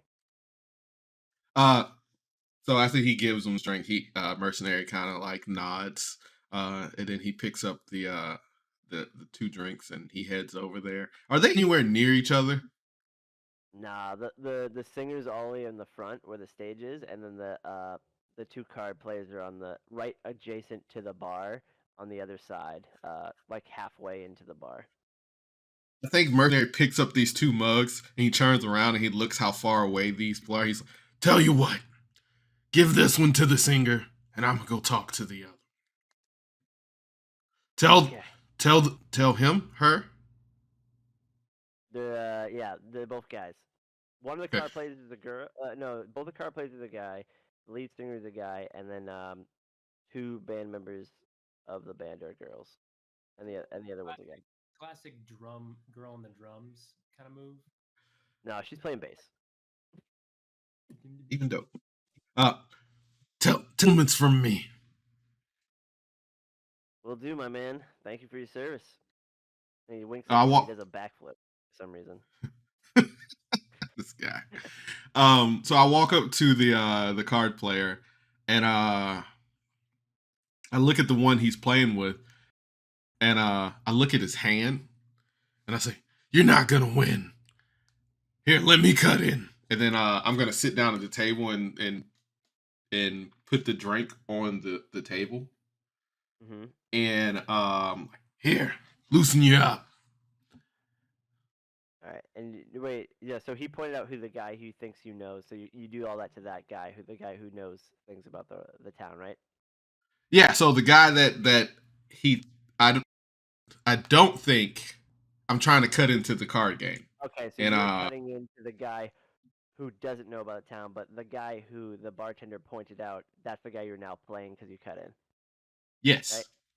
Okay, perfect. Yes. Yep, so you sit down, you push the guy aside. I want you to roll another intimidation check on this guy, the guy Oh, who is not doesn't have the information. that's an 11. Okay. So he looks over at you and he says, well, that's pretty presumptuous. I've been playing this guy for 10 years and he hasn't beat me twice. I'm like, well, I beat you once. And he's like, yeah, I said twice. What the fuck up? And he's like, I think I'm doing mighty fine. But I do appreciate the beer. So the guy who doesn't know the information picks up the beer and he takes a sip. How does Like, the guy who I gave it to react? he like he's like kind of like shocked that the other guy did that, but you can tell that he has lost a few games to him, so he's not gonna say anything, but he's like those kind of my beer, like kind of like that. And he's like, but then that guy who was the beer supposed to go to, who knows the information, he says, all right, maybe he's not cutting in, but we can play three ways, huh? He's like, yeah, it's getting boring anyways. And then so he slides his chair over to you, and then he gives you a chair. He's like, all right, what's your card game of choice? I know two. We can play Peanut Butter the Gathering, or we could play Pick 'em Up, Put 'em Down. Oh, how about pick him up, put him down? All Good right, choice. let's play. He was a mono blue player. Control. He was a control player. He would have hated it. It was fucking grindy as I'm fuck. all green. Yeah. And so he's like, pick him up, put him down, and then they both smile. They both like that game better. And he's like, I'm man, and they look at the bartender like, get him a drink, and they get you a drink and push it over. Now you got two drinks, because they're pick him up, put him down players. And he's like, and so the guy's like, you know what? Too rich for my blood. And like, there's no money on the table yet, and he pushes off. This is the guy who doesn't know any information. He's like, okay. How much Okay. did you said he put money on the table? No, he didn't. The guy just said too rich for my blood Oh, before anything that was on the okay. table. And he's like, he says, why do you always do that? He's like, what are you talking about? You say too rich for my blood and no one has put any money down. He's like, I just don't want to play. You beat me Put every 5 time. copper down. Like, fair enough. Yeah. And so then, so now that guy's just watching. He's like kind of in between you two to the left, and you are back to back. He says, all right, you want to play a game for fun or for some stakes? I nodded the copper I put on the table. All right. So he puts some copper down too. He matches you. What'd you put down? You put 5 down. He's like, all right. Puts 5 down Yeah, too. yeah, just 5. All right. And then so what we're gonna do here is this is a pretty fun little game. You're going to we're gonna just make this game obviously doesn't exist, and we're gonna make up the rules as we go, and your roll will determine if that rule exists or not. So this guy's gonna go first, and he's gonna tell you what he's doing. And if he rolls well, this is within the rules, and it happens. And if he rolls badly, he tries to do it, and it fails in some way. So first, he's gonna roll, and you can do, and you can roll either performance, um, dexterity, performance or dexterity for this, or if you try to cheat, you can roll stealth or deception. I don't know if that's like a thing. Is deception and stealth different? Sleight The of hand. hand. You're probably looking at. Okay. Yep. So yeah, if you want to play by the rules, you can roll either performance or dexterity, and if you want to cheat, you can roll sleight of hand. It's more flavor because whatever rule you make up, it exists if you roll well. So I would just pick whatever is best out of those 3 stats every time. Okay. Okay. So he's gonna go first. All right.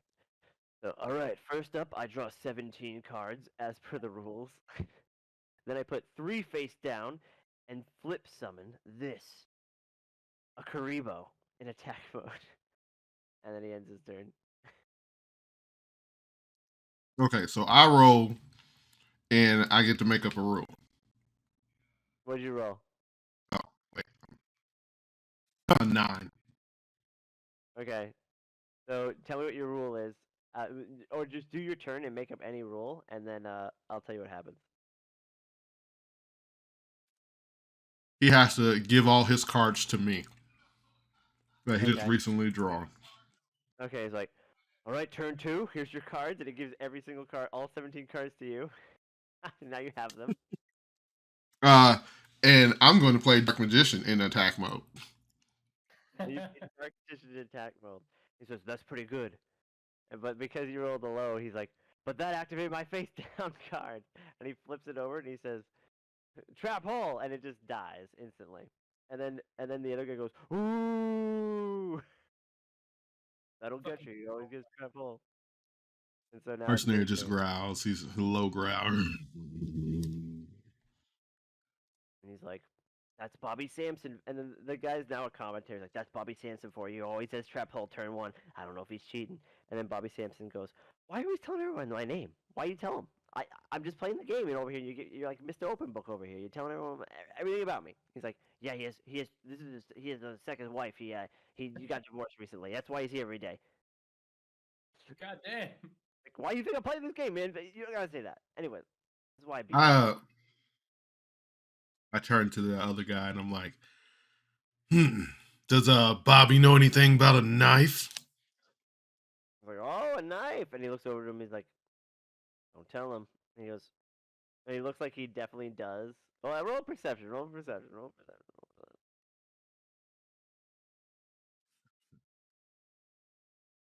Oh my god, that's a 9. Is that 9? Nah, he knows nothing about this knife.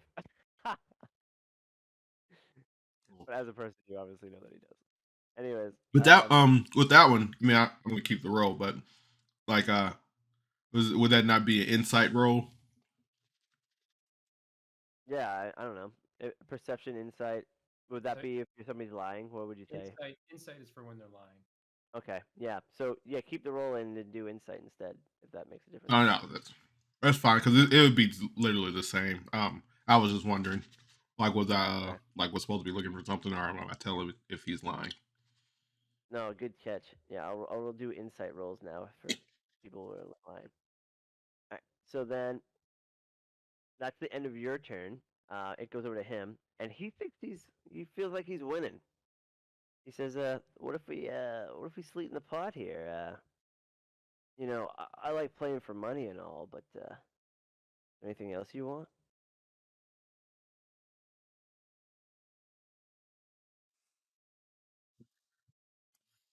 I need information about the knife. Oh, the knife. And then Mr. Openbook is like, oh, he knows all about the knife, and he's like, shut the fuck up, Mr. Openbook. Like, I may or may not know something about a knife. However, obviously I don't play for free. Let's say, I give you information about the knife, but I get something from you. Not copper. Yeah. I want. He looks at him real hard and he's, what do you want? And he says, what do you got? And so now you can look on your person and like think about what you could give him that might intrigue him. You can see that through talking to him, he doesn't really want money. Okay.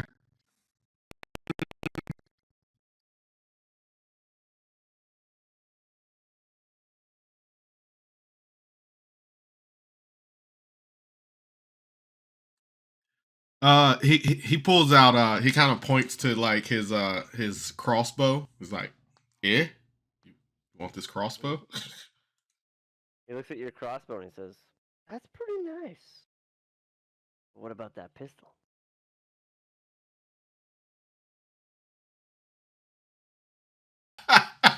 So he looks at him and he pulls out the pistol.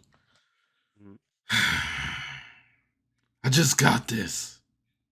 And then Mr. Openbook says, "I know. I've been following you around. I told him that you got the pistol." It's almost like God doesn't want me to have a. Does one He yeah.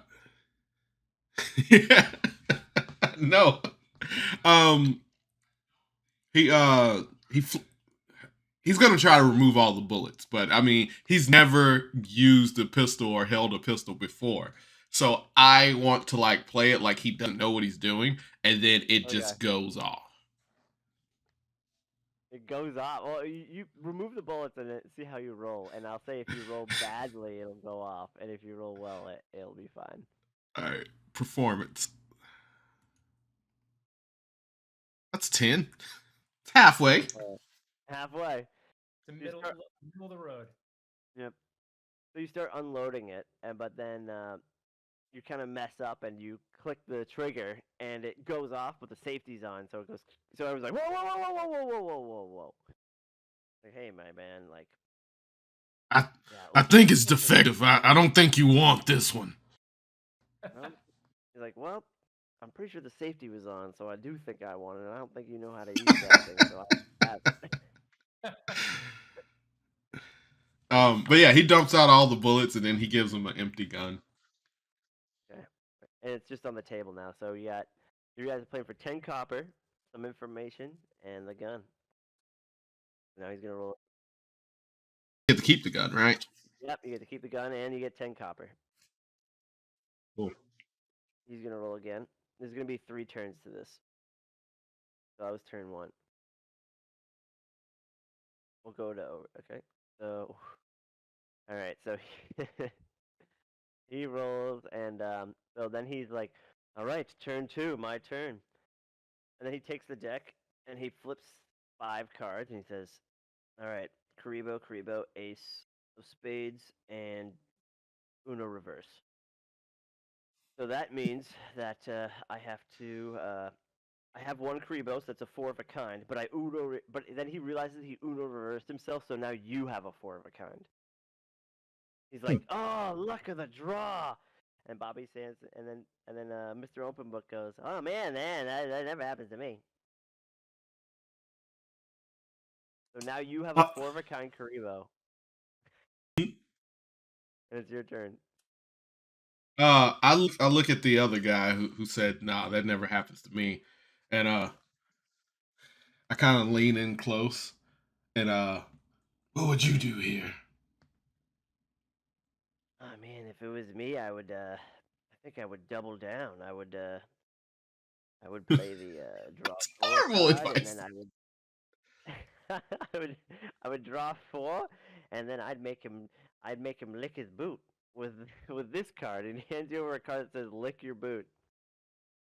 Okay, so what I got to roll on is what was it? Was it Whatever's your best between.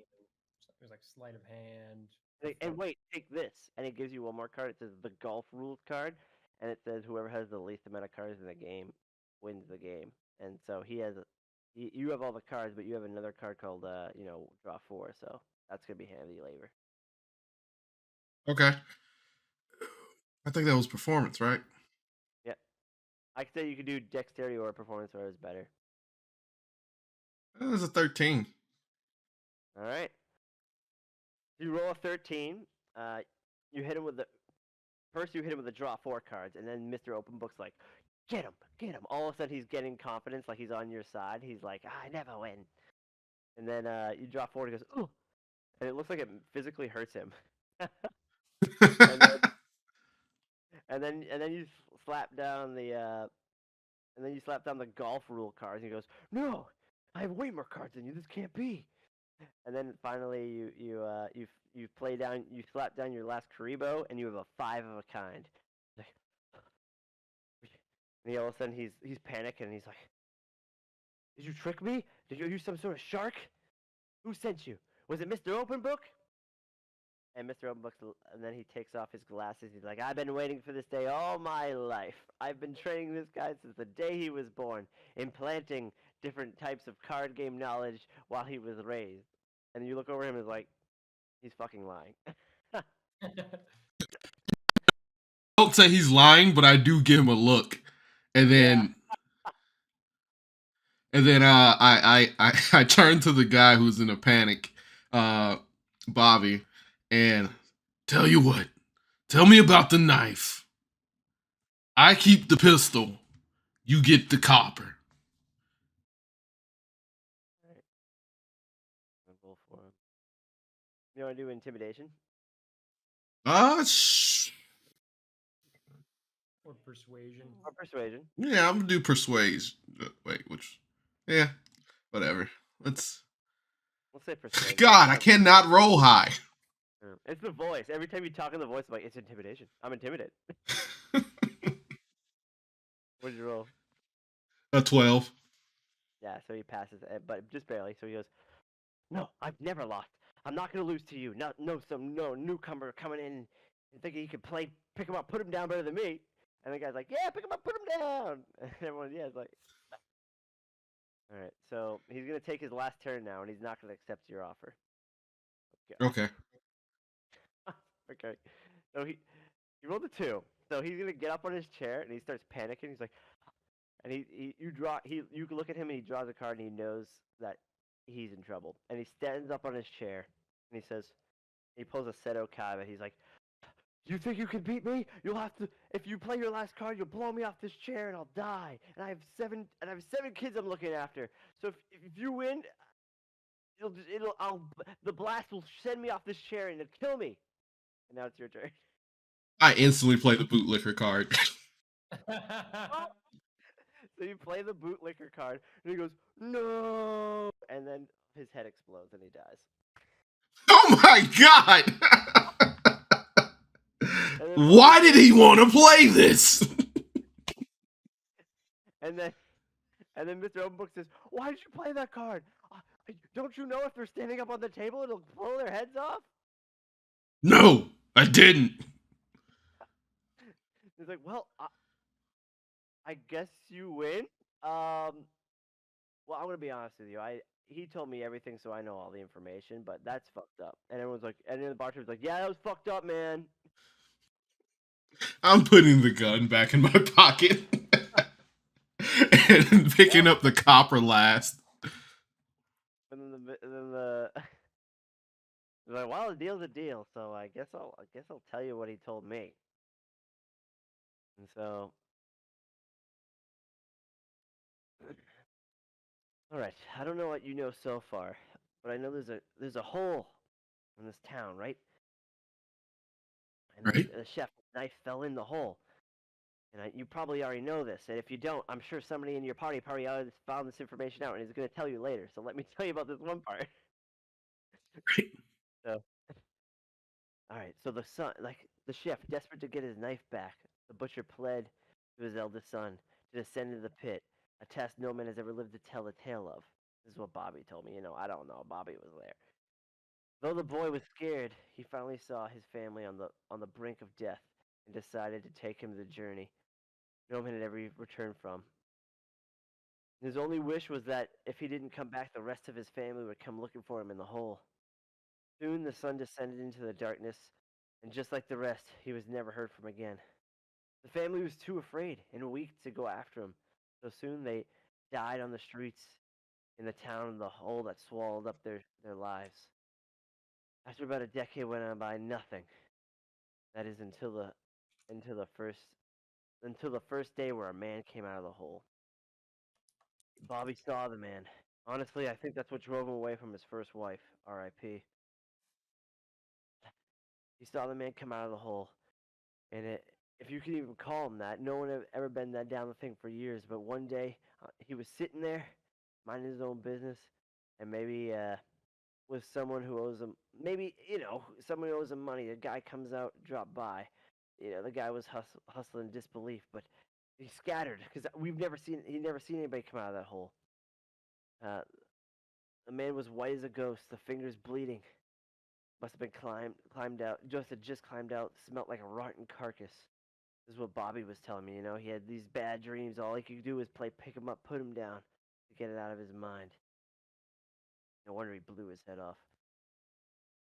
He must have had about a dozen weapons on him in a bag. He was mumbling to himself. He just walked straight out of town in the middle of the night. And I swear, always swore in his life that he saw the knife on his side. I think Bobby was the last person who saw this knife, to be honest with you. He probably would have told you himself he didn't fucking kill him with that bootlicker card. I didn't kill him. He wanted to play. That's true, man. That was fucked up. And you know what? He had was coming to him. Yeah, I never beat that man. Let me tell you the rest of it. I know a little bit about it myself. You know, the Rokuzen knife. You know, I've had the butcher's meat myself, and I can tell you when I was a kid, I'll never forget it. He saw that knife with himself. This was Bobby. But they say there's a man called the Red Robin. He fits the description of this boy who climbed out of the hole, who holds the knife. It's in the woods just north of here, about 100 acres, filled with jelly. Travelers and food hunters alike, they get stuck there with their horses. They can't travel through. There's just too much jelly, so they have to go by foot.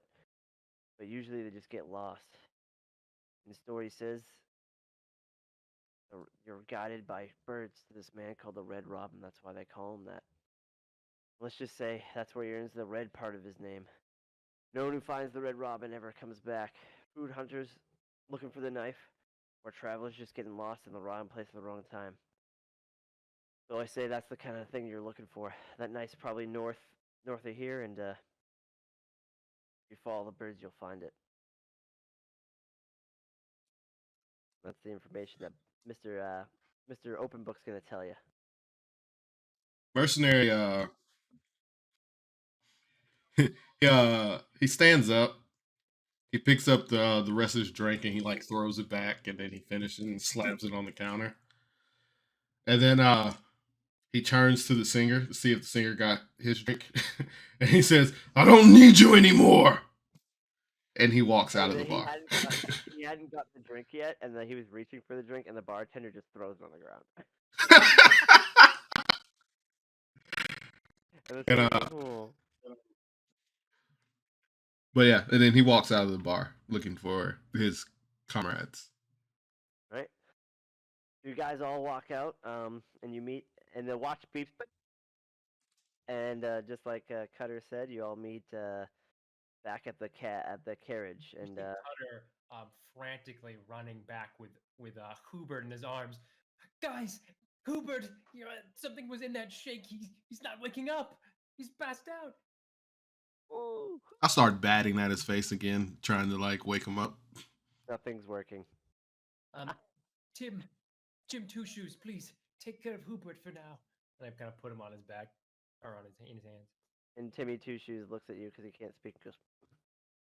And he puts he has a little knapsack around him, and now he's wearing Hubert as a little backpack. That's cute. Yep. And then also Timmy looks at you, he's like, "All right, guys, you find anything good? I mean, I got this map, but what do you got? What do you got?" Knife was in a hole. Man came out of the hole with the knife. A man came out of the hole. I've heard about the hole, but I didn't know someone came out of it recently. Where is this man? He headed north last time. North. Toward the jelly swamp. I've heard that's a dangerous place. And then also Timmy looks at you and he goes, "When?" I've heard. Okay. It just heard. I mean, everything's dangerous if you think about it. My papa used to tell me stories at the jelly swamp. That's true. That's true. Everything is dangerous when you think. People go in, they never come back. Mercenary looks at you real hard for like a really long time, and then he's like, "You have a dad?" Oh, papa? Yes, of course. He's my light and joy. I love that man. I'm on my quest right now to make him to improve his life, actually. And then now also Timmy looks over at Gino's like, "What? Did you get any information?" Nothing new, but we got to get out of here before tomorrow. What happens tomorrow? I have to play a show, and I'm two of the performers, so that's not ideal. And then as soon as you get in, I was like, "All right, let's get the fuck out of here." And so you guys start heading north, and then Jeremy, the guy who gives you the card, saw you guys leave. Was like, "Wait," and you just leave him. So you guys are heading north. As Yeah. you go north, you leave the city behind you in the tracks. It's getting smaller and smaller. You're noticing this swampy area, just dead trees everywhere. The ground is mush. There's little rivers of jelly spurted around, little puddles. The tracks are getting thicker, and then the carriage is stopping to move, and little Timmy Aswell looks over to you and goes, "No, I think this is it. I don't think you can go any further. Where's the knife?" Is there? Guess we have to look for it. Damn, Mercenary gets up and starts getting out the carriage. Is it? You know, somebody with 2 shoes, you act like you only have 2 brain cells. I'm not. And then also Timmy says, "Listen, I'm not the one with 2 shoes. Timmy the second's the one with the shoes, and we call him Timmy 2, and you remember him because he's the shoes. We talked about this already." And also Timmy says, Hmm. he As just he's said talking, Mercenary's just leaving. and then it's like, no one understands this. Thank you very much, Tim. Goodbye. And he just walks away. All right. So they get out. Is Gino follow? Oh yeah, yeah. Gino follows. Gino, hurry up! And then the cats follow as well. So everyone's on foot now. And Cool.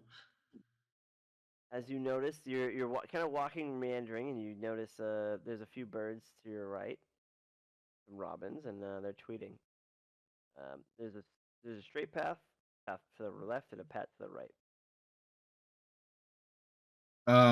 And where are the birds? Hold on, Frank disconnect. All right, we'll wait for a second. I'm gonna pour myself. Oh, he's back. Good. I'm still gonna pour myself a drink.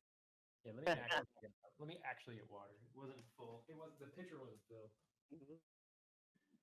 Sorry about that. I don't know what's going on. If occasionally Discord's just crashing on me. That's okay.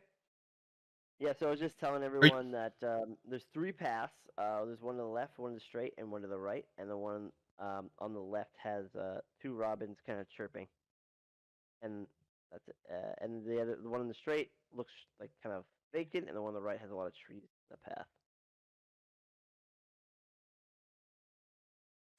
Are you like I can hear myself coming out of your speaker.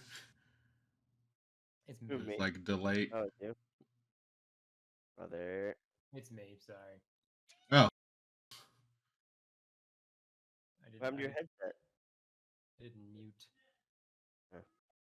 Oh, you don't have a headset? I do. I just don't like to put it on. Okay.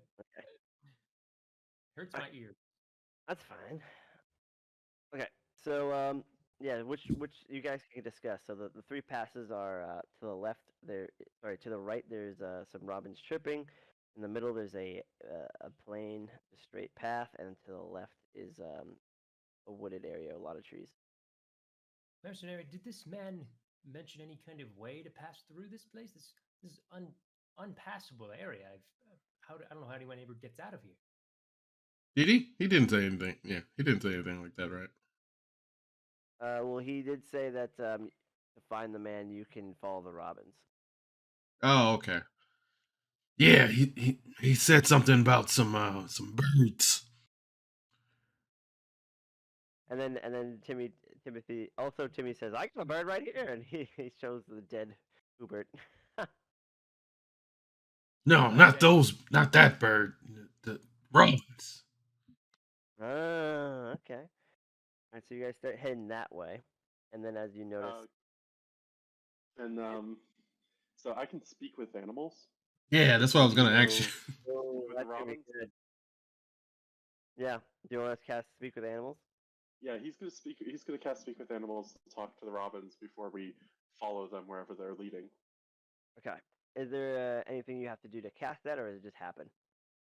It uses a spell slot, so Okay.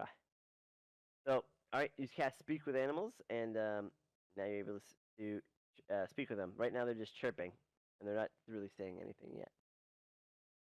hello, friends. Oh shit! That guy can talk to us. I thought he was just a weirdo in a bird suit. He might be a bird. Maybe he's a robin. Are you a robin? I have been a robin in a past life.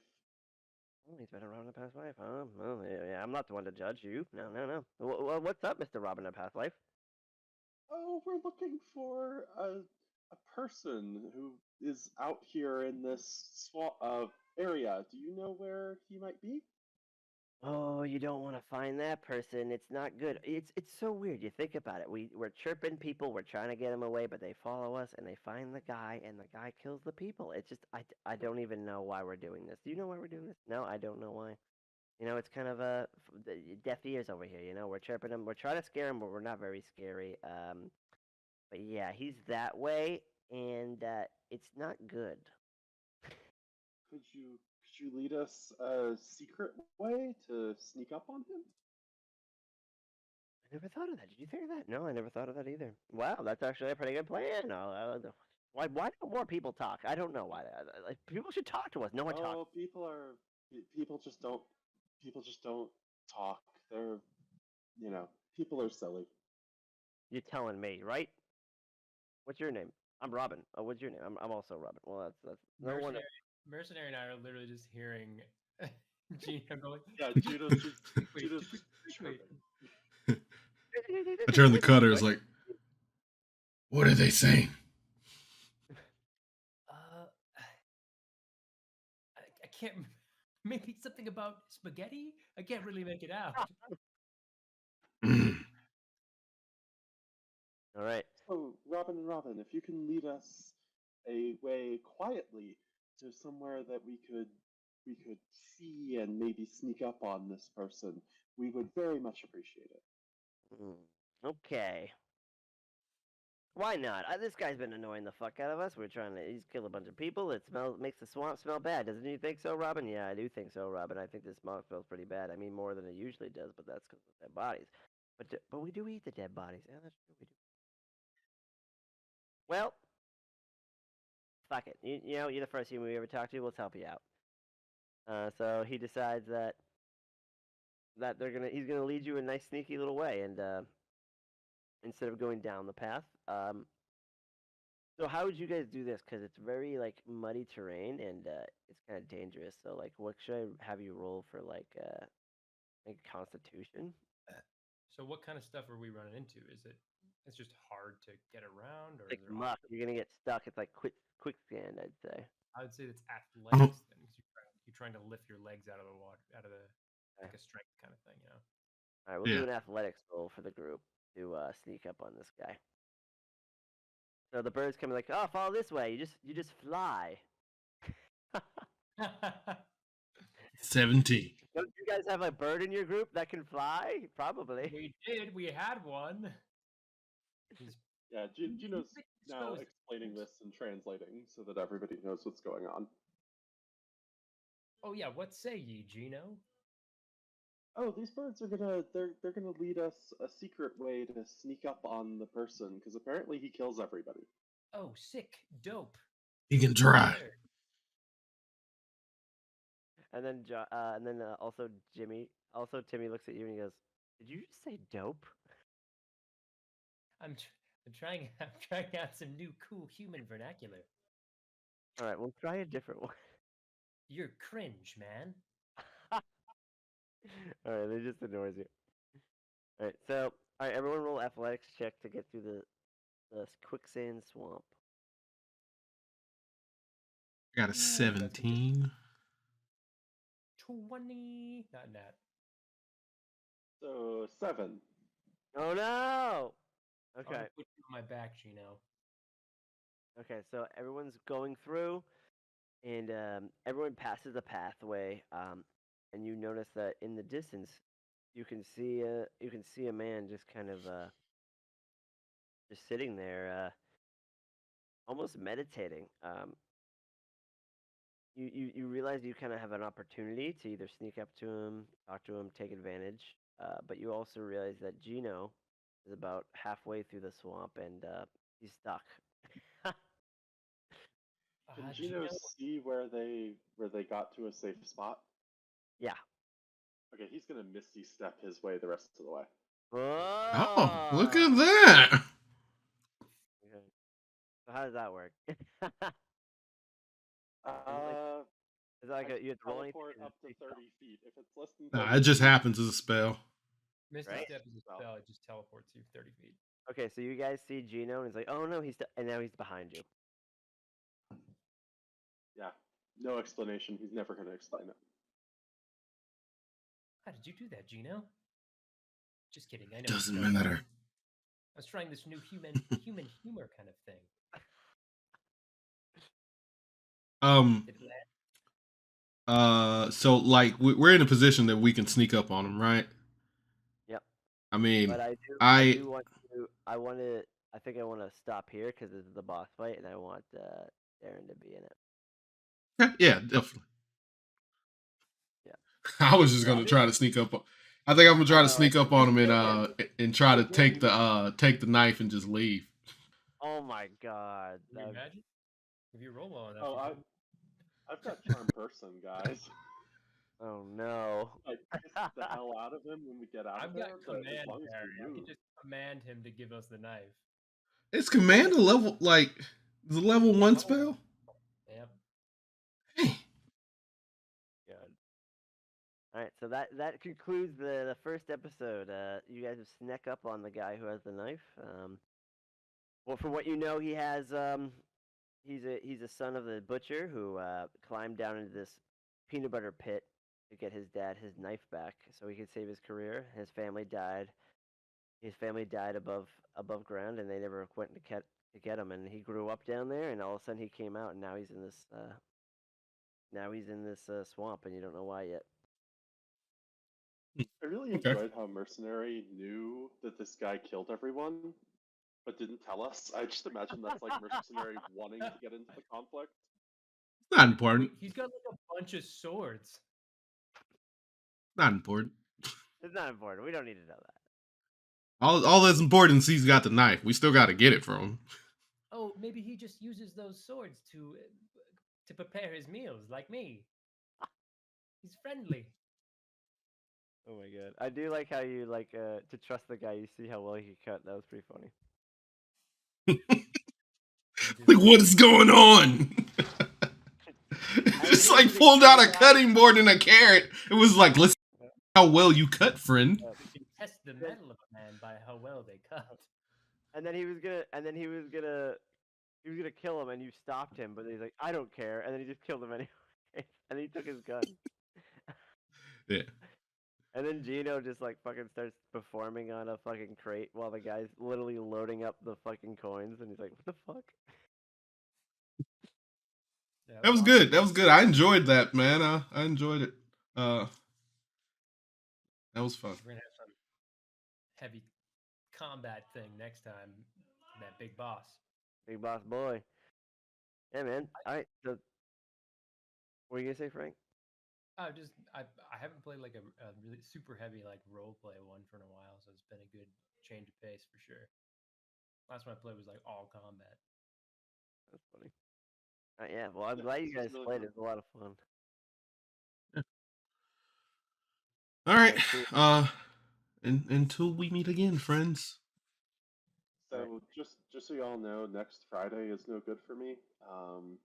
If we can do Saturday or Sunday, that works. But Friday is just no go. Sure. Yeah, I'll do a little poll and see what times and days are good for everyone next weekend, and we'll do it when everyone can do it. And worst case scenario, we can just push it off to the next week. Yeah, I gotta get Darren to add Apollo to the server because that's a scheduling bot that lets you have like a little meeting and it sends a reminder like 30 minutes beforehand. It's really nice. Oh, really? I convinced him What's that it he wants called? to use that in his channel, Apollo. I don't know why the Up name. right It's now. a terrible name, but it's a good little bot. I have that in my channel where I DM. I got another DM to put it in his channel where I was playing, so it's good. That's cool. Yeah, and maybe you can do the music one too. That'd be sweet. I saw you added something. Oh, he I did think add it? whatever. Yeah, I think whatever he added must be a music bot, but I don't. I think we didn't have time to figure it It's out. this, yeah, it's this bot right here, Maki. Okay, yeah, I'll try it out within this session and the next one. I'll try to have it ready. Okay. All right, sweet guys. Thanks for playing. It was a lot of fun. All right. Yeah. Have a good night. You too. See ya. Yeah. Adios, gang.